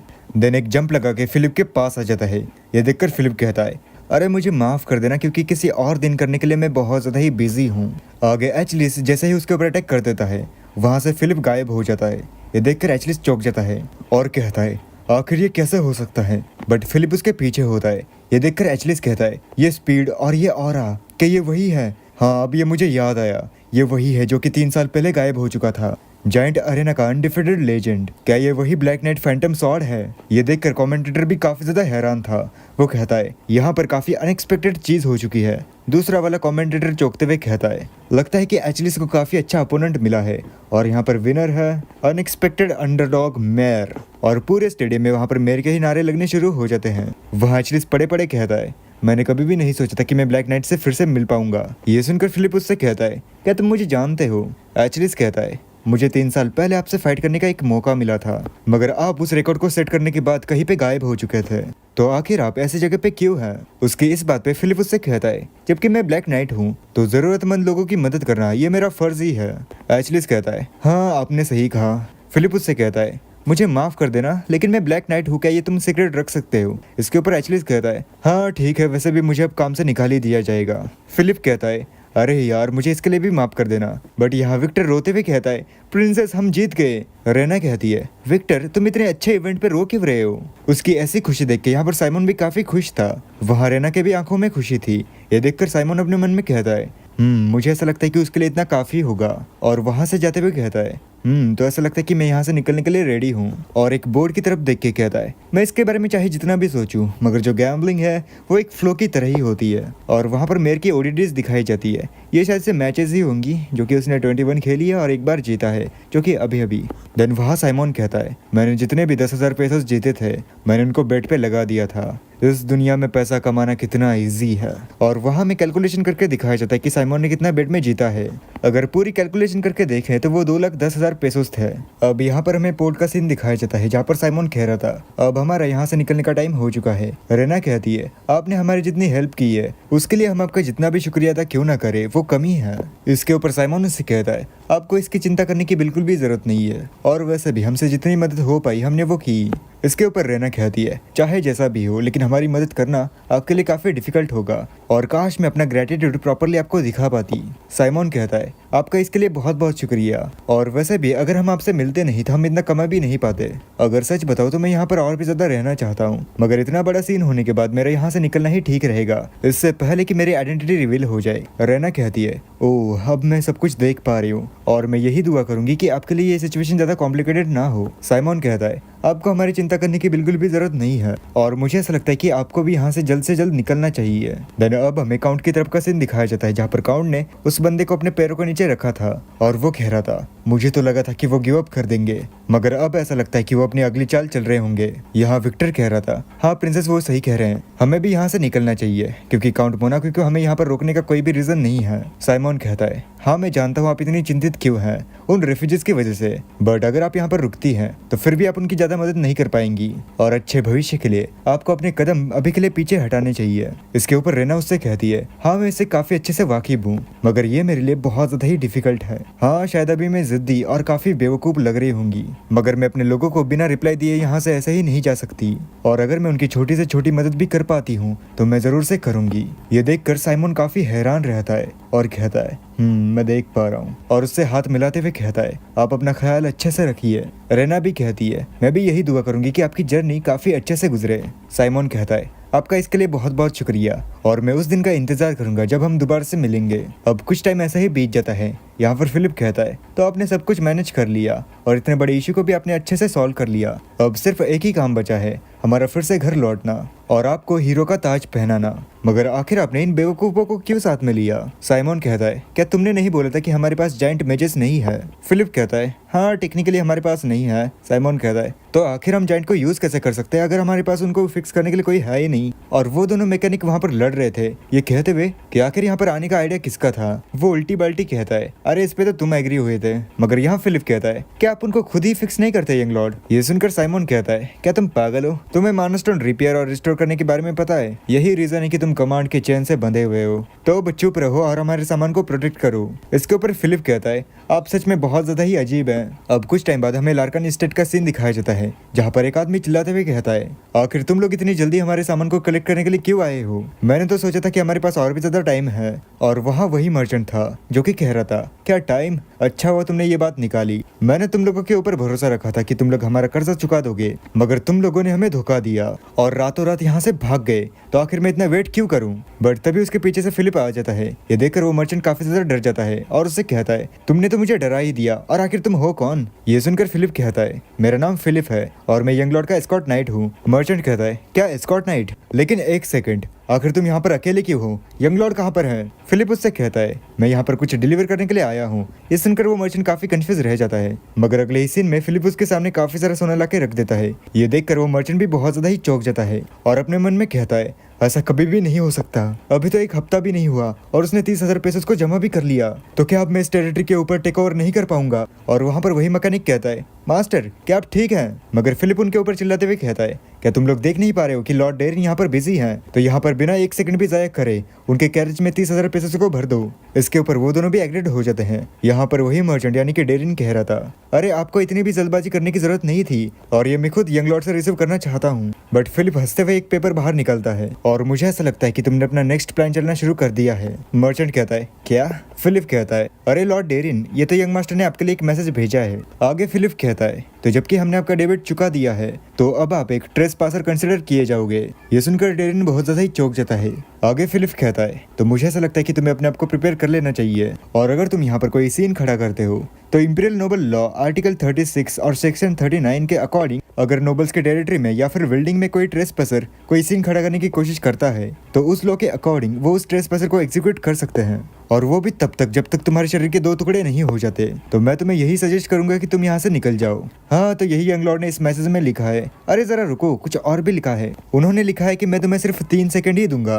बस यही था उनका लास्ट मैसेज। ये सुनकर डेरिन की फटके हाथ में आ चुकी थी। वो तुरंत अपना कैरेज निकालता है और वहां से जाते हुए कहता है तुम लोग इसके लिए रिग्रेट करोगे। देन फिलिप उन लोगों की तरफ इशारा करते हुए कहता है एटलीस्ट इनको तो पता है कि यंग लॉर्ड कितने भयानक है, मैं तो इससे पहले से ही अवेयर हूँ। वहाँ पर रॉजर्स कहता है फिलिप। यहाँ फिलिप रोते हुए कहता है क्या तुम लोगों ने मुझे मिस किया? और फाइनली मैं और यंग लॉर्ड यहाँ पर आ चुके हैं। मगर वो आगे कुछ और बोल पाता है इससे पहले ही यहाँ पर वो सभी लोग उसकी तरफ दौड़ के आ रहे थे। रॉजर्स गुस्से में कहता है फिलिप आखिर तुम्हारी मास्टर लार्कन की स्टैचू को बेचने की हिम्मत भी कैसे हुई? अकाउंटेंट कहता है तुम बेवकूफ, मैं तुम्हें ऐसा ही जाने नहीं दूंगा। देन रॉजर्स फिलिप को पकड़ लेता है और उससे कहता है और वो यंग लॉर्ड भी, आखिर वो कहाँ पर है? अब मुझे ये मत बताना कि उन्हें कुछ हुआ है। और वहाँ पर हांस और अकाउंटेंट उसे छुड़ा रहे थे। फिलिप कहता है क्या आप मुझे बस 1 सेकंड दे सकते हैं? मगर रॉजर्स कहता है तुम एक्सक्यूजेस देना बंद करो और मेरे सवाल का बस जवाब दो। फिलिप कहता है अच्छा ठीक है, जो यंग लॉर्ड है। बट यहीं पर हमारा सीन शिफ्ट हो जाता है और हमें डीमन किंग टावर का सीन दिखाया जाता है जहाँ पर साइमन आया हुआ था। वो अंदर आते ही कहता है ये जगह पूरी तरह से गंदी हो चुकी है। अब ये मेक सेंस कर रहा है कि उन्होंने इसकी अच्छे से केयर नहीं ली है। देन और अंदर जाते हुए कहता है ठीक है, लेकिन मुझे इसका शुक्रिया अदा करना चाहिए कि मैं 500 साल बाद भी यहाँ पर आ पाया हूँ। वहाँ पर चलते चलते साइमन को अपनी पुरानी बातें याद आ रही थी। वो उन्हीं लम्हों को याद करते हुए कहता है ये जगह, यहीं पर मैंने रीना के साथ आखिरी टाइम में अच्छी खासी मेमोरीज बनाई थी। अब चाहे जो भी हो मैं इसे हमेशा प्रोटेक्ट करूंगा। हावेवर यही वो जगह है जो मेरे लिए इम्पोर्टेंट है। और एक दरवाजे के सामने आके कहता है कहीं अभी भी वर्क करेगा? देन उस डोर पे अपनी मैजिक को इंचांट कर देता है। उसका वैसा करते ही वो दरवाजा खुल जाता है और कहता है मुझे लगा ही था ये 500 साल बाद भी वर्क ही करेगा। तो अब मुझे उसे लेना चाहिए जो कि मेरा है। देन वो आगे चलते हुए कहता है एक कर्स से फाइट करने का बेस्ट तरीका यही है कि उस कर्स से स्ट्रॉन्गर मान अपने अंदर इन्फ्यूज कर लो। वेल ये एडवाइस मैंने बहुत पहले ही सुनी थी, मगर अभी मुझे उसे अपनाना ही पड़ेगा क्योंकि यही मेरे पास एक सोल्यूशन है। और उस रूम के अंदर भी एक गेट होता है, वो उसे भी ओपन कर देता है। देन वहाँ पर एक बॉटल में एक चीज़ रखी होती है। उसे देखकर वो कहता है, इसे देखे हुए 500 साल गुजर चुके हैं और इस घर को जिसने भी प्रोटेक्ट किया है मैं उसका शुक्रगुजार हूँ। जबकि अब मैं इसे देख रहा हूँ तो ये काफ़ी ज़्यादा शांत लग रहा है, जबकि ये पहले ऐसा नहीं था। और ये है डीमन हॉरेथ। अब हमें 500 साल पहले का एक सीन दिखाया जाता है जहाँ पर साइमन अपने मैजिक स्पेल से काफ़ी सारे लोगों को मार रहा था, या फिर डीमंस को। आगे वो उनके ऊपर एक अटैक करता है, डेथ बुलेट। उसकी वजह से वहाँ पर जितने भी डीमंस थे वो सभी के सभी वहीं पर मारे जाते हैं। देन वो आगे आते हुए कहता है, क्या तुम ही हो यहाँ के रूलर? उसके सामने एक लड़की बैठी थी। नहीं नहीं नहीं, ये एक डीमन थी जो कि उससे कहती है, मैंने सुना कि तुमने यहाँ पर आने से पहले काफ़ी सारे फोर्ट्रेसेस को तोड़ा है, यानी कि काफ़ी सारे राज्यों को तबाह किया है। तो मुझे लगा कि तुम 8 सर्कल के कोई बुढ़े आदमी हो, लेकिन तुम तो काफ़ी जवान हो। और उसके सामने जो डीमन थी वो हाई डीमन थी जिसका नाम था यूरेथ। आगे वो उससे कहती है, लेकिन मैं थोड़ी सी डिसअपॉइंटेड हूँ, मगर एक इंसान की नज़रिए से तुम काफ़ी इंप्रेसिव हो, तो मैं तुम्हारे ऊपर मर्सी दिखाऊंगी। तो तुम मुझसे कुछ भी पूछ सकते हो और यही सेटिस्फेक्शन मैं तुम्हारे मरने से पहले तुम्हें दे सकती हूँ। ये सुनकर साइमन उससे कहता है, मैं आज तक जितने भी डीमन से मिला हूँ तो मुझसे सबसे ज़्यादा बोलने वाली डीमन हो। क्या ज़्यादा बातें करने से डीमंस के रैंक भी बढ़ते हैं? उसकी ऐसी बात सुन के यहाँ पर यूरेथ कहती है, कितने बेवकूफ़ हो तुमने ऐसा बोल के मेरी मर्सी को रिजेक्ट किया है और तुम्हारा ये घमंड छोटे छोटे और कमज़ोर डीमंस को मारने के बाद आया है। लेकिन अब मैं तुम्हें दिखाऊंगी कि यहाँ के डीमंस कैसे होते हैं, और ये डीमंस वैसे नहीं है जिनसे तुमने पहले फाइट की है। इसके ऊपर साइमन कहता है, तुम्हें इसकी चिंता करने की बिल्कुल भी ज़रूरत नहीं है, मैं ज़्यादा दूर तक नहीं जाऊँगा और मैं अपना बैटलफील्ड खुद ही सजाऊंगा। देन वहाँ सामने देख के यूरेथ कहती है, क्या गोलम्स? और वहाँ कई सारे गोलम समन हो जाते हैं। देन यहाँ पर डीमंस भी उनके ऊपर अटैक कर देते हैं। ये देखकर साइमन भी उनके ऊपर अटैक कर देता है और बड़ी ही आसानी से उन्हें मार देता है। अब हमें थोड़ी देर बाद का सीन दिखाया जाता है जहाँ पर यूरेथ उसके सामने थी और अगले ही सीन में वो दोनों एक दूसरे के ऊपर अटैक कर देते हैं। उनके ऐसे क्लैश की वजह से वहाँ पर एक ब्लास्ट हो जाता है। आगे साइमन ने यूरेथ को उसके गले से पकड़ रखा था। यूरेथ कह रही थी, मुझे डिमोनिक एनर्जी में कन्वर्ट करने के बाद तुम क्या करने वाले हो? क्या तुम इस दुनिया को बदलने वाले हो या फिर ऐसा ही कुछ? ये सुनकर साइमन उससे कहता है, तुम्हें ये जानने की जरूरत नहीं है यूरेथ, तुम अब डिमोनिक एनर्जी के द्वार पर रीबॉर्न हुई हो। देन अब हमें प्रेजेंट का सीन दिखाया जाता है जहाँ पर साइमन अपने मन में कह रहा था, सच में उसे हराना बाकियों से बहुत ज़्यादा ही डिफिकल्ट था, और अगर तुम इतनी ज़्यादा पावरफुल डिमोनिक एनर्जी इनकरेक्टली लेते हो तो वो तुम्हें रेज में भी डाल सकती है। और मैंने कई सारे लोगों के हॉरिफिक मंजर को विटनेस किया है, तब इसे एब्जॉर्ब करना बहुत ज़्यादा ही रिस्की था। मगर जब मैंने इसे एब्जॉर्ब करने का सही तरीका ढूंढा था तब तक मैं 9th सर्कल पे पहुंच चुका था और मुझे उसकी ज़रूरत बिल्कुल भी नहीं थी।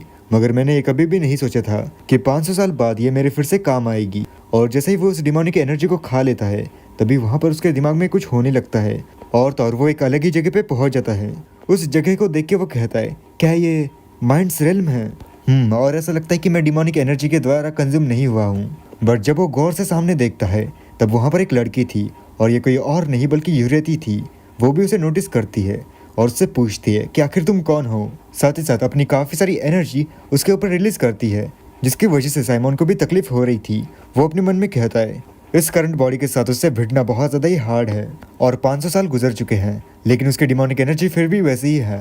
आगे साइमन उससे कहता है, क्या तुम ऐसा ही होल्ड करके रखने वाली हो? तो मैं यहाँ पर तुम्हारी कुछ एनर्जी बोरो करने के लिए आया हूँ। मगर वो आगे कुछ बोल पाता इससे पहले वहाँ पर यूरेथ उसे पहचान लेती है और उससे कहती है, तुम तो।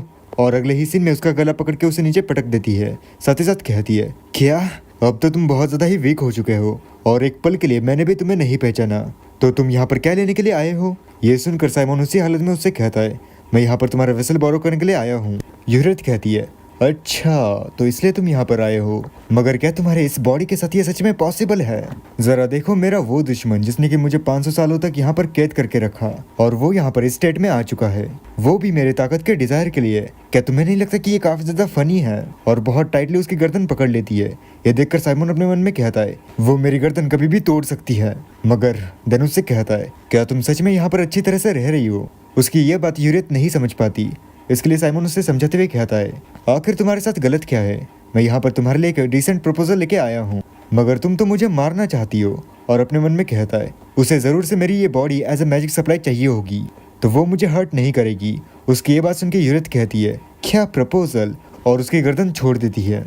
देन खड़ी होकर कहती है, मैं तुम्हारी इस हिम्मत की तारीफ करती हूँ, तो अब मुझे बताओ तुम्हारी इन स्टार्टेड सर्कल के साथ तुम क्या करने वाले हो? क्या तुम्हें लगता है कि तुम मेरी ताकत को झेल पाओगे? इसके ऊपर साइमन उससे कहता है, अगर मैं नहीं कर सका तो तुम मेरी बॉडी को ले सकती हो, और आखिर इस जगह पे इतने सालों तक कौन ही कैद रहना चाहेगा? इसके ऊपर यूरेथ कहती है, मैं वंडर हूँ, और ये सोल्यूशन इतना भी सिंपल नहीं है। देन अपनी एक चुटकी बजा के वहाँ पर साइमन को डिमोनिक एनर्जी से पकड़ लेती है और उससे कहती है, क्यों ना मैं यहाँ पर जब तक ट्रैप हूँ तब तक तुम्हारे साथ खेलूं। क्या तुम्हें नहीं लगता कि ये काफी अच्छी बात है? यहाँ पर साइमन अपने मन में कहता है, क्या वो मेरे ऊपर माइंड कंट्रोल कर रही है, मेरी ये बॉडी? यूरियत कहती है, तुम्हारे पास सोचने के लिए अभी भी टाइम है, बट ऐसा लगता है कि तुम मेरे माइंड मैजिक से ही मर जाओगे। आखिर अब कहाँ गई वो तुम्हारी प्राइड? ये सुनकर साइमन उससे कहता है, तुम सच में बहुत ज्यादा ही चिल्ला रही हो। ये सुनकर यूरियत कहती है, क्या बड़बड़ाना, बस यही तुम्हारे पास एक सोल्यूशन बचा हुआ है। क्या तुम्हें अभी भी लगता है कि तुम्हारे पास वही माना है जो कि पास्ट में हुआ करता था? मगर साइमन उससे कहता है, अगर क्या हुआ मैं पावरलेस हूँ, मेरे सर्कल्स शैटर्ड हैं।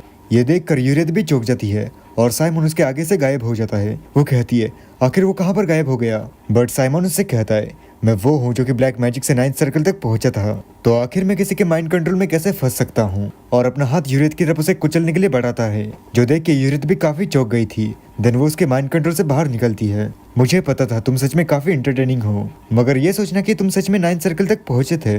यह सुनकर साइमन उससे कहता है, क्या इसमें कुछ गलत है? क्या तुम्हें मुझ पे भरोसा नहीं है? लगता है कि तुम्हें और कुछ दिखाना पड़ेगा। यूरियत कहती है, अरे अरे रहने दो, मैं बस यही कह रही थी कि तुम उस लेवल तक पहुंचने के बाद भी तुमने इस दुनिया को नहीं बदला। साइमन कहता है, नहीं वो अभी तक खत्म नहीं हुआ, बट अंत में मैं इस दुनिया को बदल के ही रहूंगा। यूरियत कहती है, हाँ वेल मुझे ये तो नहीं पता कि तुम मेरे पावर्स का कैसे यूज करोगे, बट ये तुम हो जो कि 9th सर्कल को भी रीच कर सकता है। ये सुनकर साइमन कहता है, हाँ ऑफ कोर्स। यूरियत कहती है, तुम सच में काफी कॉन्फिडेंट हो। अगर मैं तुम्हारी बॉडी पे कब्जा भी करूं, फिर भी मैं 6th या फिर 7th सर्कल तक ही पहुंच पाऊंगी, यही मेरी लिमिट होगी। मगर मैं तुम्हें इस दुनिया को कुचलने के लिए बख्श रही हूँ और वहाँ पर एनर्जी में कन्वर्ट हो जाती है। साइमन कहता है, लगता है कि मुझे तुम्हें डिसअपॉइंट ना करने के लिए बहुत ज्यादा ही हार्डवर्क करना होगा। यूरियत कहती है, हाँ बेशक, और इस बार तुम बिल्कुल भी हार नहीं सकते। देन वो रियल वर्ल्ड में आ जाता है जहाँ पर वो काफी थका हुआ था, मगर फिर भी वो अपनी मैजिक को टेस्ट करता है। वहाँ पर वो डार्क फ्लेम नाम का अटैक कर देता है, जिसके कारण उस वॉल में एक बड़ा सा छेद हो जाता है। ये देखकर साइमन कहता है, इसे देखकर ऐसा लगता है कि ये बस 3rd सर्कल की पावर है, मगर फिर भी मेरे पास काफी अच्छा फाउंडेशन है, तो ये सच में काफी अच्छा है। वेल ये शायद इस वजह से क्योंकि ये प्यूरिफाइड डिमोनिक एनर्जी है, बट इसका कलर पहले से अलग है।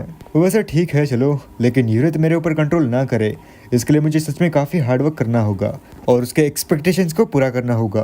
देन वहां से जाते हुए अपने मन में कहता है, मुझे हर एक सर्कल के पीछे की एनलाइटमेंट थ्योरी काफी अच्छे से पता है, तो इस बार 9th सर्कल में पहुंचना मेरे लिए इतना भी मुश्किल नहीं होगा। हावेवर मुझे बहुत सारी डिमोनिक एनर्जी को कलेक्ट करके 9th सर्कल तक पहुंचना होगा, उसी में काफी टाइम लगेगा, तो मुझे जल्द से जल्द एक्शंस लेने पड़ेंगे। और वो एक और दरवाजे के पास आ जाता है। उसे ओपन करने के बाद वो एक अल्टर में आ जाता है। वहाँ पर वो कहता है, तुम लोगों ने 500 सालों तक काफी रेस्ट कर ली, बट अब तुम्हारा जागने का टाइम है। और वहाँ पर एक मैजिक सर्कल को एन्चेंट कर देता है, साथ ही साथ कहता है, तो चलो अब तुम लोग भी मेरी मदद करोगे। और वहाँ पर कई सारे गोलम्स थे जो कि उसके सामने खड़े थे।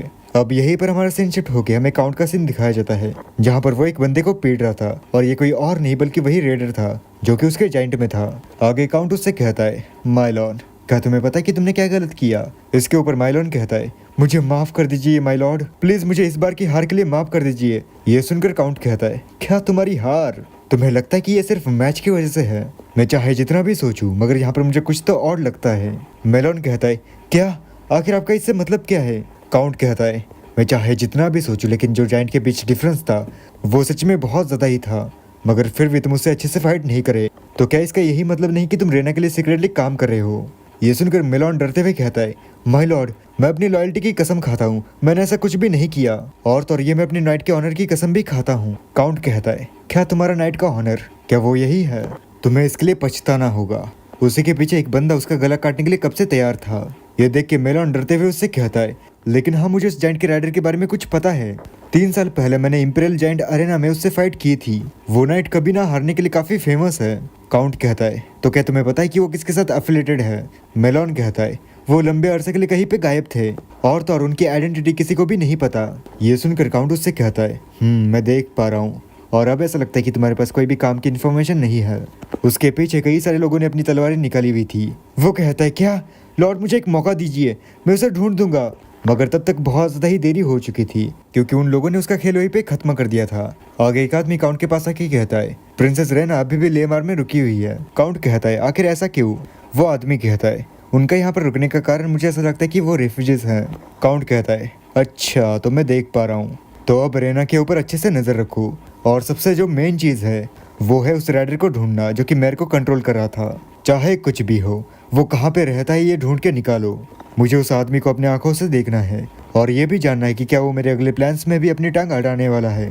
देन अब हमें कुछ दिनों बाद का सीन दिखाया जाता है जहाँ पर साइमन कह रहा था लार्कन हाउस होल्ड हमेशा से एक नदी के पास और काफी फर्टाइल जमीन में रहता आ रहा है। हाउएवर इसके बावजूद भी जो लोग हैं उन्होंने इस जगह को छोड़ दिया और 3 विलेजेस तो ऐसे हैं जो कि पूरी तरह से घोस्ट हो चुके हैं, यानी कि वहां पर कोई भी नहीं रहता। तो आखिर इस प्रॉब्लम के बारे में तुम क्या सोचते हो? और वहां उस अकाउंटेंट को साइमन ने बांध के रखा था, उसके सामने वो तलवार निकालता है जिसकी वजह से उसकी फटके हाथ में आ गई थी। वो अकाउंटेंट कहता है, यंग लॉर्ड आखिर ये सब कुछ आप क्यों कर रहे हैं? साइमन कहता है, तुम काफी डम एक्ट कर रहे हो, क्या ये प्रॉब्लम तुम्हारा फॉल्ट नहीं है? अकाउंटेंट वहां पर कहता है, मैं यहाँ पर कुछ भी नहीं कर सकता और मेरे से जितना भी हो सका मैंने वो सब कुछ किया, मैं इस बार सच में सीरियसली बोल रहा हूँ। मगर साइमन उसके ऊपर तलवार को तानते हुए कहता है, क्या तुमने अपना बेस्ट दिया? मुझे तुम्हें चौराहे में सबके सामने लटकाने में काफी अच्छा लगता ताकि तुम एक अच्छा एग्जाम्पल बन सको, मगर जब भी मैं तुम्हारे बैकग्राउंड की तरफ देखता हूँ तुम और भी ज्यादा इंटरेस्टिंग बन जाते हो क्योंकि तुम टैलेंटेड इंडिविजुअल हो जिसे कि एम्पायर ने भी रिकॉग्नाइज किया है। साथ ही साथ तुम्हें बाकी के स्टेट से इतने सारे ऑफर्स आए मगर तुमने सभी को ठुकरा दिया। अकाउंटेंट कहता है, आपका बहुत बहुत शुक्रिया। साइमन कहता है, मैंने तुम्हें पिछले 10 सालों की फाइनेंस बुक को लाने के लिए कहा था ताकि मैं तुम्हारे काम के बारे में जान सकूं और तुमने उसे सच में ला दिया, वो भी एक दिन के अंदर ही। तुम थोड़े बहुत तो यूजफुल हो ही। ये सुनकर अकाउंटेंट काफी खुश हो जाता है। वो कहता है, मैं अरिथमेटिक में काफी अच्छा हूँ, अगर सच कहूँ तो मैं सारे के सारे मैथ्स के प्रॉब्लम्स अपने दिमाग में ही सॉल्व कर सकता हूँ। साइमन कहता है, यही तो प्रॉब्लम है। यह सुनकर डिक्सन कहता है, क्या? मगर साइमन उसे कॉलर से उठा देता है और वहां से नीचे फेंक देता है। वो एक बॉल की तरह नीचे आ जाता है, साथ ही साथ साइमन भी उसके साथ ही आता है और एकदम से नीचे आके गिर जाता है। वो कहता है, आखिर आप ये क्या कर रहे हैं? देन जब वो सामने देखता है तब वो कहता है, ये जगह तो, और वो जगह किसी स्लम की तरह थी। वो अपने मन में कहता है, क्या ये लोग सच में विस्काउंटी के रेसिडेंट्स हैं? ये इम्पॉसिबल है, जब मैंने एवरेज को कैलकुलेट किया था तब यहाँ पर एक भी स्लम नहीं था। साइमन उससे कहता है, तो बताओ, जब तुम अपने आंखों से इस विलेज को देख रहे हो तब तुम्हें कैसा लग रहा है? इसके ऊपर अकाउंटेंट कुछ भी नहीं बोल पाता। साइमन कहता है, तुम इंसानों की जिंदगी नंबर से समराइज नहीं कर सकते, तुम्हें उनके साथ टाइम गुजारना होगा ताकि तुम इसका पता लगा सको कि यहाँ की विस्काउंटी आखिर ऐसी क्यों है, और अगर तुम ऐसा नहीं ढूंढ पाते हो तो तुम यहाँ पर काम करने के काबिल नहीं रहोगे। वो अकाउंटेंट कहता है, क्या आप मुझे काम से निकाल देंगे? साइमन कहता है, अब तुम्हें चुप हो जाना चाहिए। देन वो अकाउंटेंट उनके पास जाते हुए कहता है, तो सभी लोग सुनो, मैं हूँ डेक्सन, लार्कन हाउस होल्ड का अकाउंटेंट। वहां पर एक आदमी कहता है, क्या तुम सच में लार्कन हाउस होल्ड से हो? बट यहाँ साइमन अपने मन में कहता है, मैं लार्कन हाउस होल्ड का डाउनफॉल बस ऐसे ही देखते रह सकता हूँ, मगर उसके लिए अभी टाइम है। मुझे जल्द से जल्द इस जगह को इम्प्रूव करना होगा ताकि मैं अपने सर्कल्स को बढ़ा सकूं। अब ऐसे ही हमारा सीन शिफ्ट हो जाता है। यहाँ पर एक आदमी फिलिप से कह रहा था, तो फिलिप मुझे बताओ, क्या ये सच है कि हमारा कर्जा गैम्बलिंग से चुकाया गया है? फिलिप कहता है, हाँ ये सच है। वहाँ पर कुछ लोग अपने में खुसर पुसर करते हुए कहते हैं, क्या उसने अपना सारा का सारा कर्जा गैम्बलिंग से चुकाया है? अगर इसके बारे में लोगों को पता चला तो जो हाउस होल्ड की रेपुटेशन है वो पूरी तरह से मिट्टी में मिल जाएगी। वहाँ एक आदमी कहता है, तो आखिर तुम उसे रोकते क्यों नहीं? हांस कहता है, हमने इस हाउस होल्ड की रेपुटेशन कई 100 सालों से बचाने की कोशिश की मगर वो इसे बर्बाद करने पे तुला हुआ है। तभी वहाँ रॉजर्स कहता है, फिलिप कहता है, हाँ बोलिए। रॉजर्स कहता है, उसकी आइडेंटिटी तो रिवील नहीं हुई। फिलिप कहता है, ऑफ कोर्स नहीं, मैं इतना भी स्टूपिड नहीं हूँ। बट उसे कुछ याद आता है जहाँ पर उसने कहा था, आखिर तुम्हारी लार्कन हाउस होल्ड के सक्सेसर के ऊपर तलवार को तानने की हिम्मत भी कैसे हुई? ये याद कर वो बहुत ज्यादा ही चौंक जाता है और कहता है, लगता है कि मैं सच में बेवकूफ हूँ। रॉजर्स कहता है, तुम बेवकूफ? फिलिप कहता है, लेकिन वो गेम्स के टाइम पे नहीं था, ये सच नहीं है। हांस कहता है, अगर उसकी आइडेंटिटी कैसीनो में रिवील नहीं हुई फिर भी चाहे जितना भी टाइम लगे इसके बारे में सबको पता चल ही जाएगा। अगर हम काउंट मोनाक्यू के इंटेल पावर को कंसिडर करें, वो लेमार के हेड है, तो जो भी खबर है वो उनके पास पहुंच ही जाएगी। और तो और अगर उसकी पर्सनैलिटी को कंसिडर करें तो ये पॉसिबल है कि वो यहाँ पर रिटेलिएट कर सकता है। अगर वो ऐसा करता है तो हम कुछ भी नहीं कर पाएंगे क्योंकि वो एम्परर का डिस्टेंट कजन है। रॉजर्स कहता है, काउंट मोनाक्यू उसकी टेरिटरी को वॉर्स के द्वारा एक्सपांड करता है और बेसिकली हमने उसे हमारे अगेंस्ट एक रीजन दे दिया है। हांस कहता है, मैं भी वंडर हूँ कि यंग लॉर्ड के दिमाग में आखिर क्या चल रहा है। बट तभी साइमन उनके पीछे आ जाता है और उनसे कहता है, मैं अब और इसके बारे में नहीं सुन सकता। ये सुनकर वो दोनों ही चौंक जाते हैं और पीछे मुड़ के कहते हैं, यंग लॉर्ड। साइमन कहता है, आखिर वो कहाँ पर है जो कि कह रहा था कि हाउस होल्ड की रेपुटेशन हमारे लिए इम्पोर्टेंट है? आखिर तुम ये क्या कह रहे हो? क्या हमें उन इविल डीड्स को ऐसे ही इग्नोर करते रहना चाहिए? रॉजर्स कहता है, आप जरा रियलिस्टिकली सोचिए, हमारी जो मिलिट्री फोर्स है वो उनके सामने कुछ भी नहीं है। हम बस आपको यही बताना चाहते हैं कि आपके जो डिसीजंस है वो इस हाउस होल्ड को खतरे में डाल देंगे। मगर साइमन बड़े ही गुस्से में उनसे कहता है, क्या तुम लोगों ने अपने हीरोज के टाइटल्स को उस पावर के सामने जूते चाट के कमाए हैं? तुम टाइटल्ड हीरोज भी नहीं हो। क्या तुम लोगों ने किसी डिसएडवांटेजेस फाइट को भी लड़ा है, वो भी जस्टिस के नाम पे? हांस कहता है, यहाँ पर जितने भी लोग हैं वो लार्कन के नाम के लिए अपना सब कुछ लगा रहे हैं, तो आखिर आप ऐसा कैसे कह सकते हैं? साइमन कहता है, तो आखिर प्रॉब्लम कहाँ पर रिजॉल्व हुई? जिसके ऊपर हांस काफी ज्यादा चौंक जाता है। आगे साइमन कहता है, और तुम लोग यहाँ पर गैम्बलिंग को बड़ी चीज बना रहे हो। हांस कहता है, ये काफी सीरियस सिचुएशन है। अगर लोगों को पता चला कि आपने सारा का सारा कर्जा गैम्बलिंग से चुकाया है, तो जो हमारी लार्कन फैमिली की इज्जत है वो सारी मिट्टी में मिल जाएगी। साइमन कहता है, बस बहुत हुआ। क्या अच्छी रेपुटेशन होना किसी की भूख मिटा सकता है? तुम्हारी ड्यूटीज यहाँ के लोगों को प्रोटेक्ट करना है। विस्काउंटी के लोग यहाँ पर सिर्फ जी रहे हैं, और वो भी ऐसी कंडीशन में जहाँ पर कोई भी जीना नहीं चाहेगा, और फिर भी तुम लोग अपनी प्रायोरिटीज कुछ और ही रख रहे हो। ये कितना बेवकूफी भरा है, और मैं ऐसे बिहेवियर को कभी भी टॉलरेट नहीं कर सकता। अब यहाँ पर सब कुछ बदलने वाला है, और अगर तुम लोगों को लगता है कि मेरे ऑर्डर्स यहाँ पर कुछ भी काम नहीं आएंगे, तो तुम लोग यहाँ से जा सकते हो, और जो भी लोग मेरे ऑर्डर्स को फॉलो नहीं करेंगे उन्हें मैं डिसमिस कर दूंगा। ये सुनकर हांस काफी चौंक जाता है। वो कहता है, यंग लॉर्ड, और दौड़ के उसके पास आते हुए कहता है, यहाँ पर जितने भी लोग हैं वो काफी टाइम से इस हाउस होल्ड को सर्व करते हैं। साइमन कहता है, अच्छा, और मुझे नैरो माइंडेड लोग बिल्कुल भी पसंद नहीं है, तो मैं तुम लोगों को अपना रिजॉल्व दिखाऊंगा। फिलिप, तुमने अपनी जर्नी में काफी अच्छा किया, तुम कैप्टन जितने ही स्किल्ड हो। ये सुनकर फिलिप कहता है, क्या मैं? और मुझे ऐसा लगता है कि कैप्टन नाइट का राइट तुम्हारे जैसे स्किल्ड को ही मिलना चाहिए। आखिर इसके बारे में आप क्या सोचते हैं रॉजर्स? इस पे रॉजर्स कहता है, यंग लॉर्ड, आखिर आप करना क्या चाहते हैं? साइमन कहता है, ये काफी आसान है, तुम दोनों के बीच जो भी जीतेगा वही कैप्टन नाइट बनेगा। ये सुनकर फिलिप रोते हुए कहता है, मैं ऐसी कोई भी चीज करना नहीं चाहता हूँ, वो मेरे अंकल है और उन्होंने ही मुझे शॉट को पकड़ना सिखाया है। बट तभी रॉजर्स कहता है, फिलिप चुप बैठो, मैं समझ गया, और मेरे पास ये चांस है मेरी स्किल्स को आपको प्रूव करने का। साइमन कहता है, मैं ये आशा करूंगा कि आप वैसे ही हो जैसे आप बोल रहे हैं। देन वहां पर उन दोनों के बीच ड्यूल शुरू हो जाती है। काफी टाइम हो गया हम दोनों को ऐसे फाइट करे हुए। इसके ऊपर फिलिप कहता है, हाँ, इसे काफी साल बीत चुके हैं, मगर मैं अभी भी कंफ्यूज हूँ, बट फिर भी मैं अपना बेस्ट दूंगा। देन रॉजर्स अपनी शॉट को निकाल के कहता है, ऑल राइट, यह सच में काफी फन होगा, और वो दोनों ही लड़ने के लिए तैयार हो जाते हैं। लेकिन बस ये वीडियो यही तक थी, और इसका नेक्स्ट पार्ट जल्दी या फिर लेट भी आ सकता है, क्योंकि मैं 7 और 8 तारीख को ट्रेकिंग के लिए जा रहा हूँ। अगर उससे पहले हो जाता है तो मैं अपलोड कर दूंगा। बाकी मिलते हैं नेक्स्ट वीडियो में, तब तक के लिए 領域展開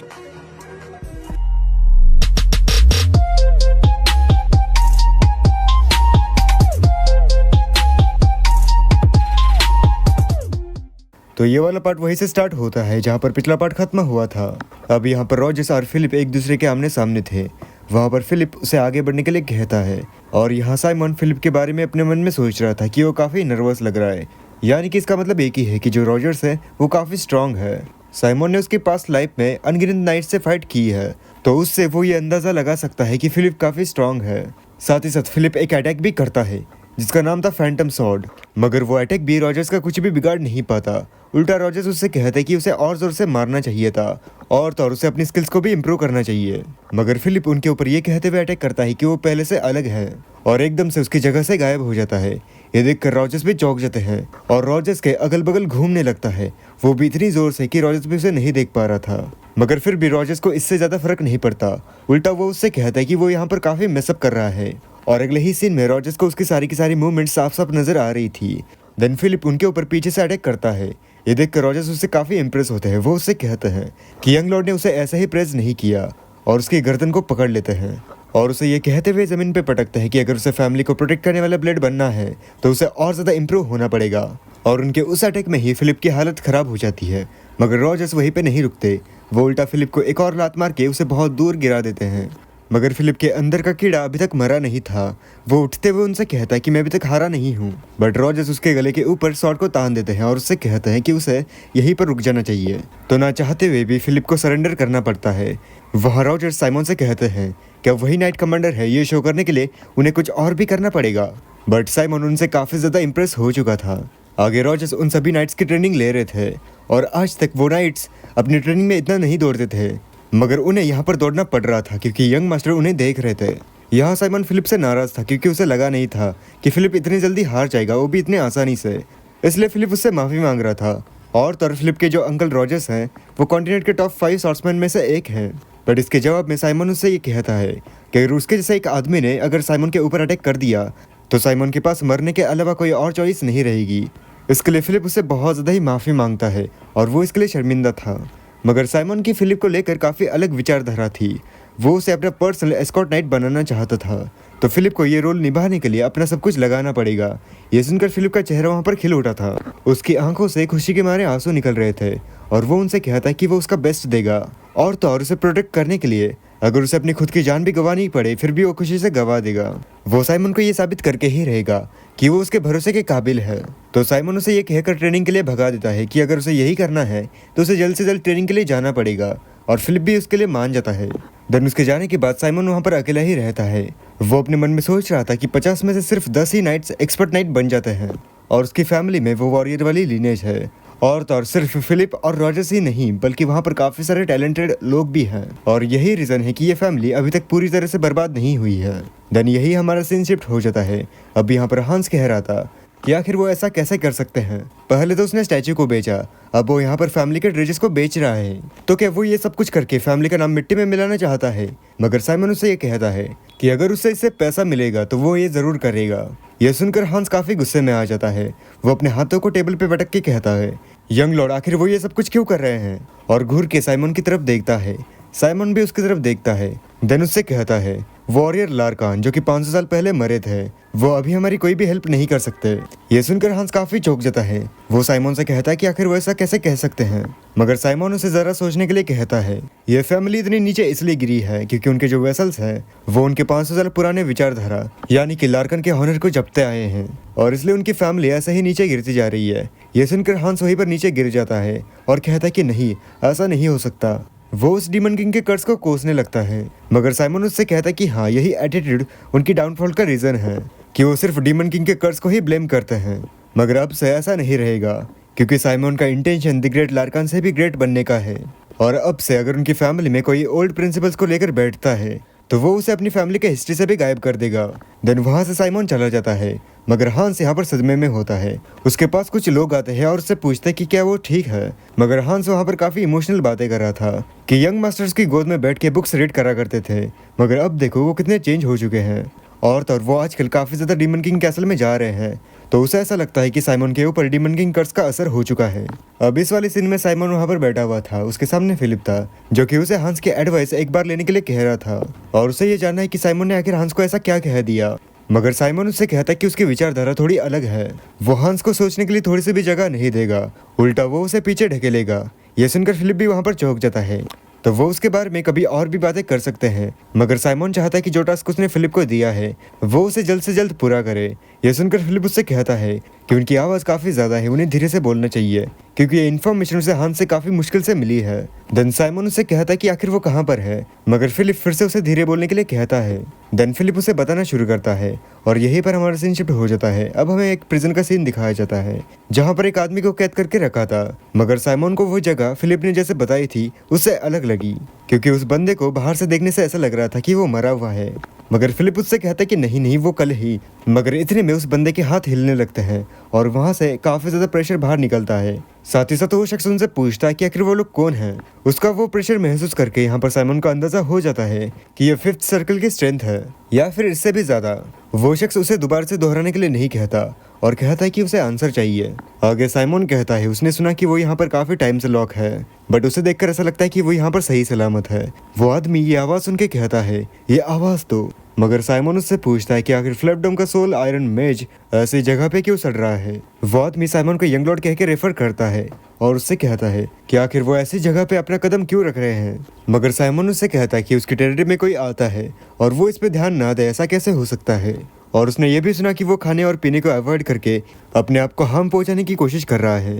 तो आखिर उसे यहाँ पर हांस ने लॉक करके क्यों रखा है। इसके जवाब में वो आदमी कहता है कि जायंट एक्सीडेंट में उन्होंने अपनी कॉन्शियसनेस गवा दी थी। वो इसका दोषी खुद को ही मानते हैं क्योंकि उन्हीं के केयरलेसनेस के कारण यंग लॉर्ड बेहोश हो चुके थे, इसलिए वो उस गलती की कीमत अपनी जान से चुकाना चाहते हैं। ये सुनकर साइमन उससे कहता है क्या उन्हें लगता है कि उनकी जान उस काबिल है? और तो और ये कंफर्म भी हो चुका है कि उस एक्सीडेंट में उनका कुछ भी फॉल्ट नहीं है। मगर फिर भी वो शख्स काफी नाराज था इस बात को लेकर कि वो थोड़ा और क्लोजली एग्जामिन करते तो ऐसा सब कुछ कभी भी नहीं होता। ये सब कुछ उसी की गलती है, तो वो चाहता है कि वो उसे खुद ही पनिश करे। ये सुनकर साइमन का वहाँ पर दिमाग खराब हो जाता है। उसे लगता है कि वो सच में काफी लॉयल है और वो उसके ऐसे हरकतों से उसे परेशान कर रहा है। देन साइमन उससे कहता है कि अगर वो यही चाहता है तो वो जरूर से ऐसा ही करेगा। देन साइमन फिलिप को उसकी शॉट लेने के लिए कहता है। ये सुनकर फिलिप काफी ज्यादा डर जाता है और उस आदमी ने अपनी दोनों आंखें बंद कर दी थी। साइमन ने अपनी शॉट निकाली और उससे कहा कि वो उसकी पनिशमेंट के लिए इतना ही भीख मांग रहा है तो वो जरूर से उसे एक सुटेबल पनिशमेंट देगा। और फिलिप की तो रूह तक कांप गई थी। आगे साइमन उसके ऊपर एक अटैक करते हुए कहता है कि वो उसके अगेंस्ट होल्ड बैक ना करे। देन जैसे ही वो स्लैश करता है उस आदमी की बेड़ियां खुल चुकी थी, यानी कि साइमन ने उसकी जान नहीं ली थी। और इसी के बारे में वो आदमी उससे पूछता है। उसके जवाब में साइमन ने उससे कहा कि उसे मारने की बजाय साइमन उसका बेनिफिट उठाएगा, इसी में उसका ज़्यादा फायदा है और वो अपना ज़्यादा लॉस भी नहीं कर सकता है। तो साइमन का प्लान है कि वो आदमी साइमन के लिए काम करे। साथ ही साथ साइमन ये भी चाहता है कि वो अपनी मैजिशियन के ऑनर की ओथ खाए। देन वो फिलिप को एक इशारा देता है, जो इशारा फिलिप समझ जाता है और उस आदमी के सामने काफी सारा गोल्ड रख देता है। ये देखकर वो आदमी बहुत ज्यादा ही चौंक जाता है। इसी गोल्ड के सोर्स के बारे में वो उससे पूछता है कि आखिर इतना सारा गोल्ड वो कहाँ से लाया। मगर साइमन ने उससे कहा कि ये ज्यादा नहीं है, ये सिर्फ 70,000 पेसोस ही है। और साइमन चाहता है कि वो इस पैसों से मैजिक टावर को ठीक करे। साथ ही साथ जितना भी सामान लगेगा, जैसे कि ग्रीमोर्ड्स, नेसेसरी इक्विपमेंट्स और मैन्युफैक्चर जायंट्स, वो पास्ट के लॉट से अपोजिट मैजिक में बहुत ज्यादा इन्वेस्ट करना चाहता है। और वो ये भी चाहता है कि पास्ट वाला इंसिडेंट दोबारा से ना हो, इसके लिए वो अच्छे से केयर ले। वो आदमी खुशी के मारे रो रहा था। उसे यकीन नहीं हो रहा था कि जिस यंग लॉर्ड को उसकी वजह से हार्म पहुंची थी वही उसे ये सब कुछ दे रहे हैं। मगर साइमन उसे एक बात क्लियर करते हुए कहता है कि वो जो भी कुछ सोच रहा है वैसा नहीं है, ये उसकी पनिशमेंट है। तो वो जल्दी से अपने आप को तैयार कर ले, क्योंकि साइमन उसे इतने इजीली फॉरगिव नहीं करने वाला है। उसकी बात को वो आदमी भी समझ जाता है और अपने घुटनों पे बैठ के स्वेर लेना शुरू करता है कि वो लार्कन फैमिली का आयरन मेज म्यूट वो आज इसी दिन कसम खाता है कि वो अपनी पूरी की पूरी जिंदगी लार्कन के नाम करता है। उसके अंदर से काफी सारा माना बाहर निकल रहा था। यही देख के फिलिप कहता है कि जैसे सर म्यूट से एक्सपेक्ट किया था, उनके अंदर सच में काफी इनक्रेडिबल माना है। उसे देखकर साइमन ने भी अपने मन में कहा कि इस आदमी में सच में काफी ज्यादा फ्लेक्सिबिलिटी है और तो और इसकी जो स्टबर्नेस है वो क्राइसिस के दौरान काफी काम आएगी। और तो और साइमन ने उससे यह भी कहा कि फ्रैप्टन से उसने 2 आदमियों को लाया है तो उन्हें भी वो उसी के पास छोड़ता है। और उनके ऊपर यहाँ पर हांस अच्छे से नजर रख रहा था। उसने अपने मन में कहा कि यंग मास्टर ने म्यूट जैसे कठोर आदमी को भी मना लिया। ये सच में काफी लाजवाब है, मगर फिर भी वो किसी रीजन की वजह से परेशान है। देन हमें एक मंथ बाद का सीन दिखाया जाता है जहाँ पर नाइट्स ट्रेनिंग कर रहे थे और उनकी आवाज़ साफ साफ गूंज रही थी। वहाँ पर हांस और उसके साथ कुछ आदमी भी थे। हांस ने अपने मन में कहा कि ये फैमिली धीरे धीरे बदलती जा रही है। फिलिप जो कि पहले से ही ताकतवर था वो अब और ज़्यादा हार्ड ट्रेनिंग करने लगा है। म्यूट जिसने कि अपने आप को छुपा के रखा था वो भी अपने पास्ट इंसिडेंट की वजह से वो भी ट्रेनिंग रिक्रूट्स को ट्रेनिंग दे रहा है। तभी वहाँ पर एक आदमी आता है जो कि उनसे कहता है कि मैं यहाँ पर काफ़ी टाइम बाद आया हूँ। उस आदमी की आवाज़ हंस पहचान लेता है। ये कोई और नहीं बल्कि डिक्सॉन ही था जो कि काफ़ी दिनों बाद यहाँ पर आया था। वो उनसे कहता है कि उसे उनसे मिलके काफ़ी अच्छा लगा। मगर हंस उससे पूछता है कि आखिर वो इतने दिनों से कहाँ पर थे, उन्होंने उसे कहाँ कहाँ नहीं ढूंढा, मगर वो उसे कहीं मिले ही नहीं। इसके जवाब में डिक्सन ने उनसे माफ़ी मांगी और उसका उन्हें चिंता में डालने का कोई भी इरादा नहीं था। मगर ये काफ़ी लंबी कहानी है तो वो उन्हें बताने के बजाय वो उन्हें दिखाए, इसलिए वो उन्हें किसी और जगह ले जाना चाहता है। देन हमें कुछ टाइम बाद का सीन दिखाया जाता है जहाँ पर हंस काफ़ी चौंका हुआ था। उसे यकीन नहीं हो रहा था कि ऐसा भी कुछ हो सकता है और वो इसलिए चौंका हुआ था क्योंकि वो सिटी पूरी तरह से बदल चुकी थी। डिक्सन ने कहा कि हंस काफ़ी ज़्यादा चौंके हुए लग रहे हैं, मगर ये सिटी पूरी तरह से बदल चुकी है, जबकि पहले यहाँ पर ऐसा कुछ भी नहीं हुआ करता था। मगर अभी यहाँ पर लोग बेच भी सकते हैं और खरीद भी सकते हैं और तो और यहाँ पर काफ़ी सारे लोग भी रहने आए हैं और सभी लोग बस यहाँ पर फेफडोन के इम्प्रूवमेंट के बारे में सोच रहे हैं और जो पुरानी एफिशिएंट ट्रेडिशंस थे वो भी बैनिश्ड हो चुके हैं। तो क्या अब हंस को नहीं लगता कि ये जगह वैसी ही है जैसे कि फ्लेफडोम को होना चाहिए? तो ना चाहते हुए भी हंस को ये बात माननी पड़ती है क्योंकि इस बात पे नकारा नहीं जा सकता कि ये जगह धीरे धीरे बदलती जा रही है। देन अब हमें कुछ देर बाद का सीन दिखाया जाता है जहाँ पर हंस से एक आदमी कह रहा था कि मेरी भी पहले यही कंसर्न्स हुआ करती थी जो कि अभी हंस को है, मगर उन्होंने उसे जाने दिया क्योंकि उसने अपने रिजल्ट से खुद को प्रूव कर दिया है। तो उसे भी उस चीज़ को मानने के अलावा कोई और चॉइस नहीं है और ये कोई और नहीं बल्कि रॉजर्स ही थे। मगर अब उनका ट्रेनिंग का टाइम हो चुका था तो उन्हें यहाँ से जाना चाहिए, इसलिए वो उनसे जाने की परमिशन मांगते हैं। मगर हंस को उनसे कुछ डाउट्स थे, मगर रॉजर्स उससे कहता है कि क्या उसे नहीं लगता कि ये उनकी ड्यूटी है कि वो अपना सारा का सारा ट्रस्ट यंग लॉर्ड के ऊपर रखें। ये कहकर वो वहाँ से चला जाता है। अब यहाँ पीछे हांस ही रह जाता है, जो कि अपने मन में कह रहा था कि उसने बड़े ही शॉर्ट टाइम में सभी के दिल जीत लिए। देन हमें एक हफ्ते बाद का सीन दिखाया जाता है, जहाँ पर साइमन पेपर वर्क कर रहा था और उसी के सामने हांस भी था, जो कि उससे कह रहा था कि उसने जितने भी उसे डॉक्यूमेंट लाने के लिए कहे थे उसने वो सब कुछ ला दिए हैं। साइमन उससे वहाँ पर माफी मांगता है क्योंकि उसने उसे काफी ज्यादा काम दिया था और वो भी बहुत सारा काम कर रहा है, तो वो आगे भी हांस से ऐसे ही काम करने के लिए कहेगा। मगर हांस उसे कहता है कि वो कल ही इस ऑफिस को ठीक कर देगा क्योंकि वहाँ पर ऊपर से काफी सारा पानी नीचे गिर रहा था और अगर उसे कुछ और भी काम हो तो वो फिर भी हांस को बुला सकता है, तो वो उसे भी रिपेयर कर देगा। मगर साइमन ने उससे कहा कि उसकी प्रायोरिटीज गलत हैं, उसे सबसे पहले उन लोगों के बारे में सोचना चाहिए जिनके सिर के ऊपर छत नहीं है। तो साइमन चाहता है कि फ्लिपडम में जितने भी ऐसे लोग हैं हांस उन्हें पहले देखे। उसकी उस बात को हांस भी समझ जाता है। अब वो अपने मन में साइमन के इंटेंशन जानने के बारे में सोचता है, तो इसलिए उसे साइमन को फॉलो करना होगा। दिन रात को वो बिल्कुल किसी असासिन की तरह साइमन को फॉलो कर रहा था। वहाँ साइमन एक पोटली लेके कहीं पे जा रहा था। वही देख के हांस अपने मन में सोचता है कि वो हर रात सीक्रेटली कहीं जाता है और ये उसके हर रोज के विजिट्स डीमन कैसल की होती है। वो ये तो कंसिडर करना नहीं चाहता, बट अगर क्या हो कि यंग लॉर्ड के ऊपर वो डीमन किंग कर्स हावी हो गया हो। मगर साइमन एक जगह पे आके रुक जाता है। इसी के बारे में हांस भी सोचता है। हांस को लगा कि साइमन ने ये नोटिस कर लिया कि वो उसे फॉलो कर रहा है, मगर तभी वहाँ पर कुछ लोग आए जो कि उसे यंग लॉर्ड रेफर कर रहे थे। मगर साइमन ने उनसे कहा कि क्या उन्होंने वो लाया जो कि उसकी रिक्वेस्ट थी। उन लोगों को देख के यहाँ पर हांस कहता है कि ये लोग वही हैं और वहाँ पर कुछ बैंडिट्स थे। उनमें से आगे वाला बैंडिट कहता है कि वो चीज़ लाना उनके लिए किसी बच्चों के खेल के बराबर थी। ये बैंडिट्स वही हैं जो कि फेफडम से भगाए गए थे। तो अब हांस को पता चल चुका है कि वो यहाँ पर छुपते हुए आ रहे हैं और वहाँ पर देख के ऐसा लगता है कि वहाँ पर काफ़ी सारे बैंडिट्स होंगे। साइमन ने ये कभी भी नहीं सोचा था कि वो उसका काम इतनी जल्दी कर देंगे। देन अब अगर वो यहाँ पर आ ही चुके हैं, देन साइमन उस पोटली में हाथ डाल के कहता है तो चलो इसे शुरू करते हैं। और बस ये वीडियो यहीं पर ख़त्म हो जाती है। ये वीडियो इतनी छोटी इसलिए थी क्योंकि हमारे इस सीरीज़ पे काफ़ी कम रिस्पांस आ रहा है और अब से इस सीरीज़ के बस छोटे छोटे पार्ट्स ही आएंगे क्योंकि व्यूज़ तो आ नहीं रहे हैं, तो बेकार में मेरी मेहनत ज़ाया जा रही है। और ये सीरीज़ भी मैं इसलिए कंटिन्यू कर रहा हूँ क्योंकि हमारे यहाँ पर काफ़ी सारे लॉयल सब्सक्राइबर्स भी हैं जिन्हें कि ये सीरीज़ पसंद है। और जल्द ही मैं इस सीरीज़ के आगे के पार्ट्स किसी और चैनल पर डालना शुरू कर दूंगा और उस चैनल के लिंक मैं कम्युनिटी पोस्ट में डाल दूंगा। तो अब मैं एक न्यू सीरीज़ के ऊपर भी काम करूंगा ताकि हमारे चैनल की रीच दोबारा से वापस आ जाए। तो आज के लिए बस इतना ही। मैं मिलूंगा आपसे नेक्स्ट वीडियो में, तब तक के लिए।領域展開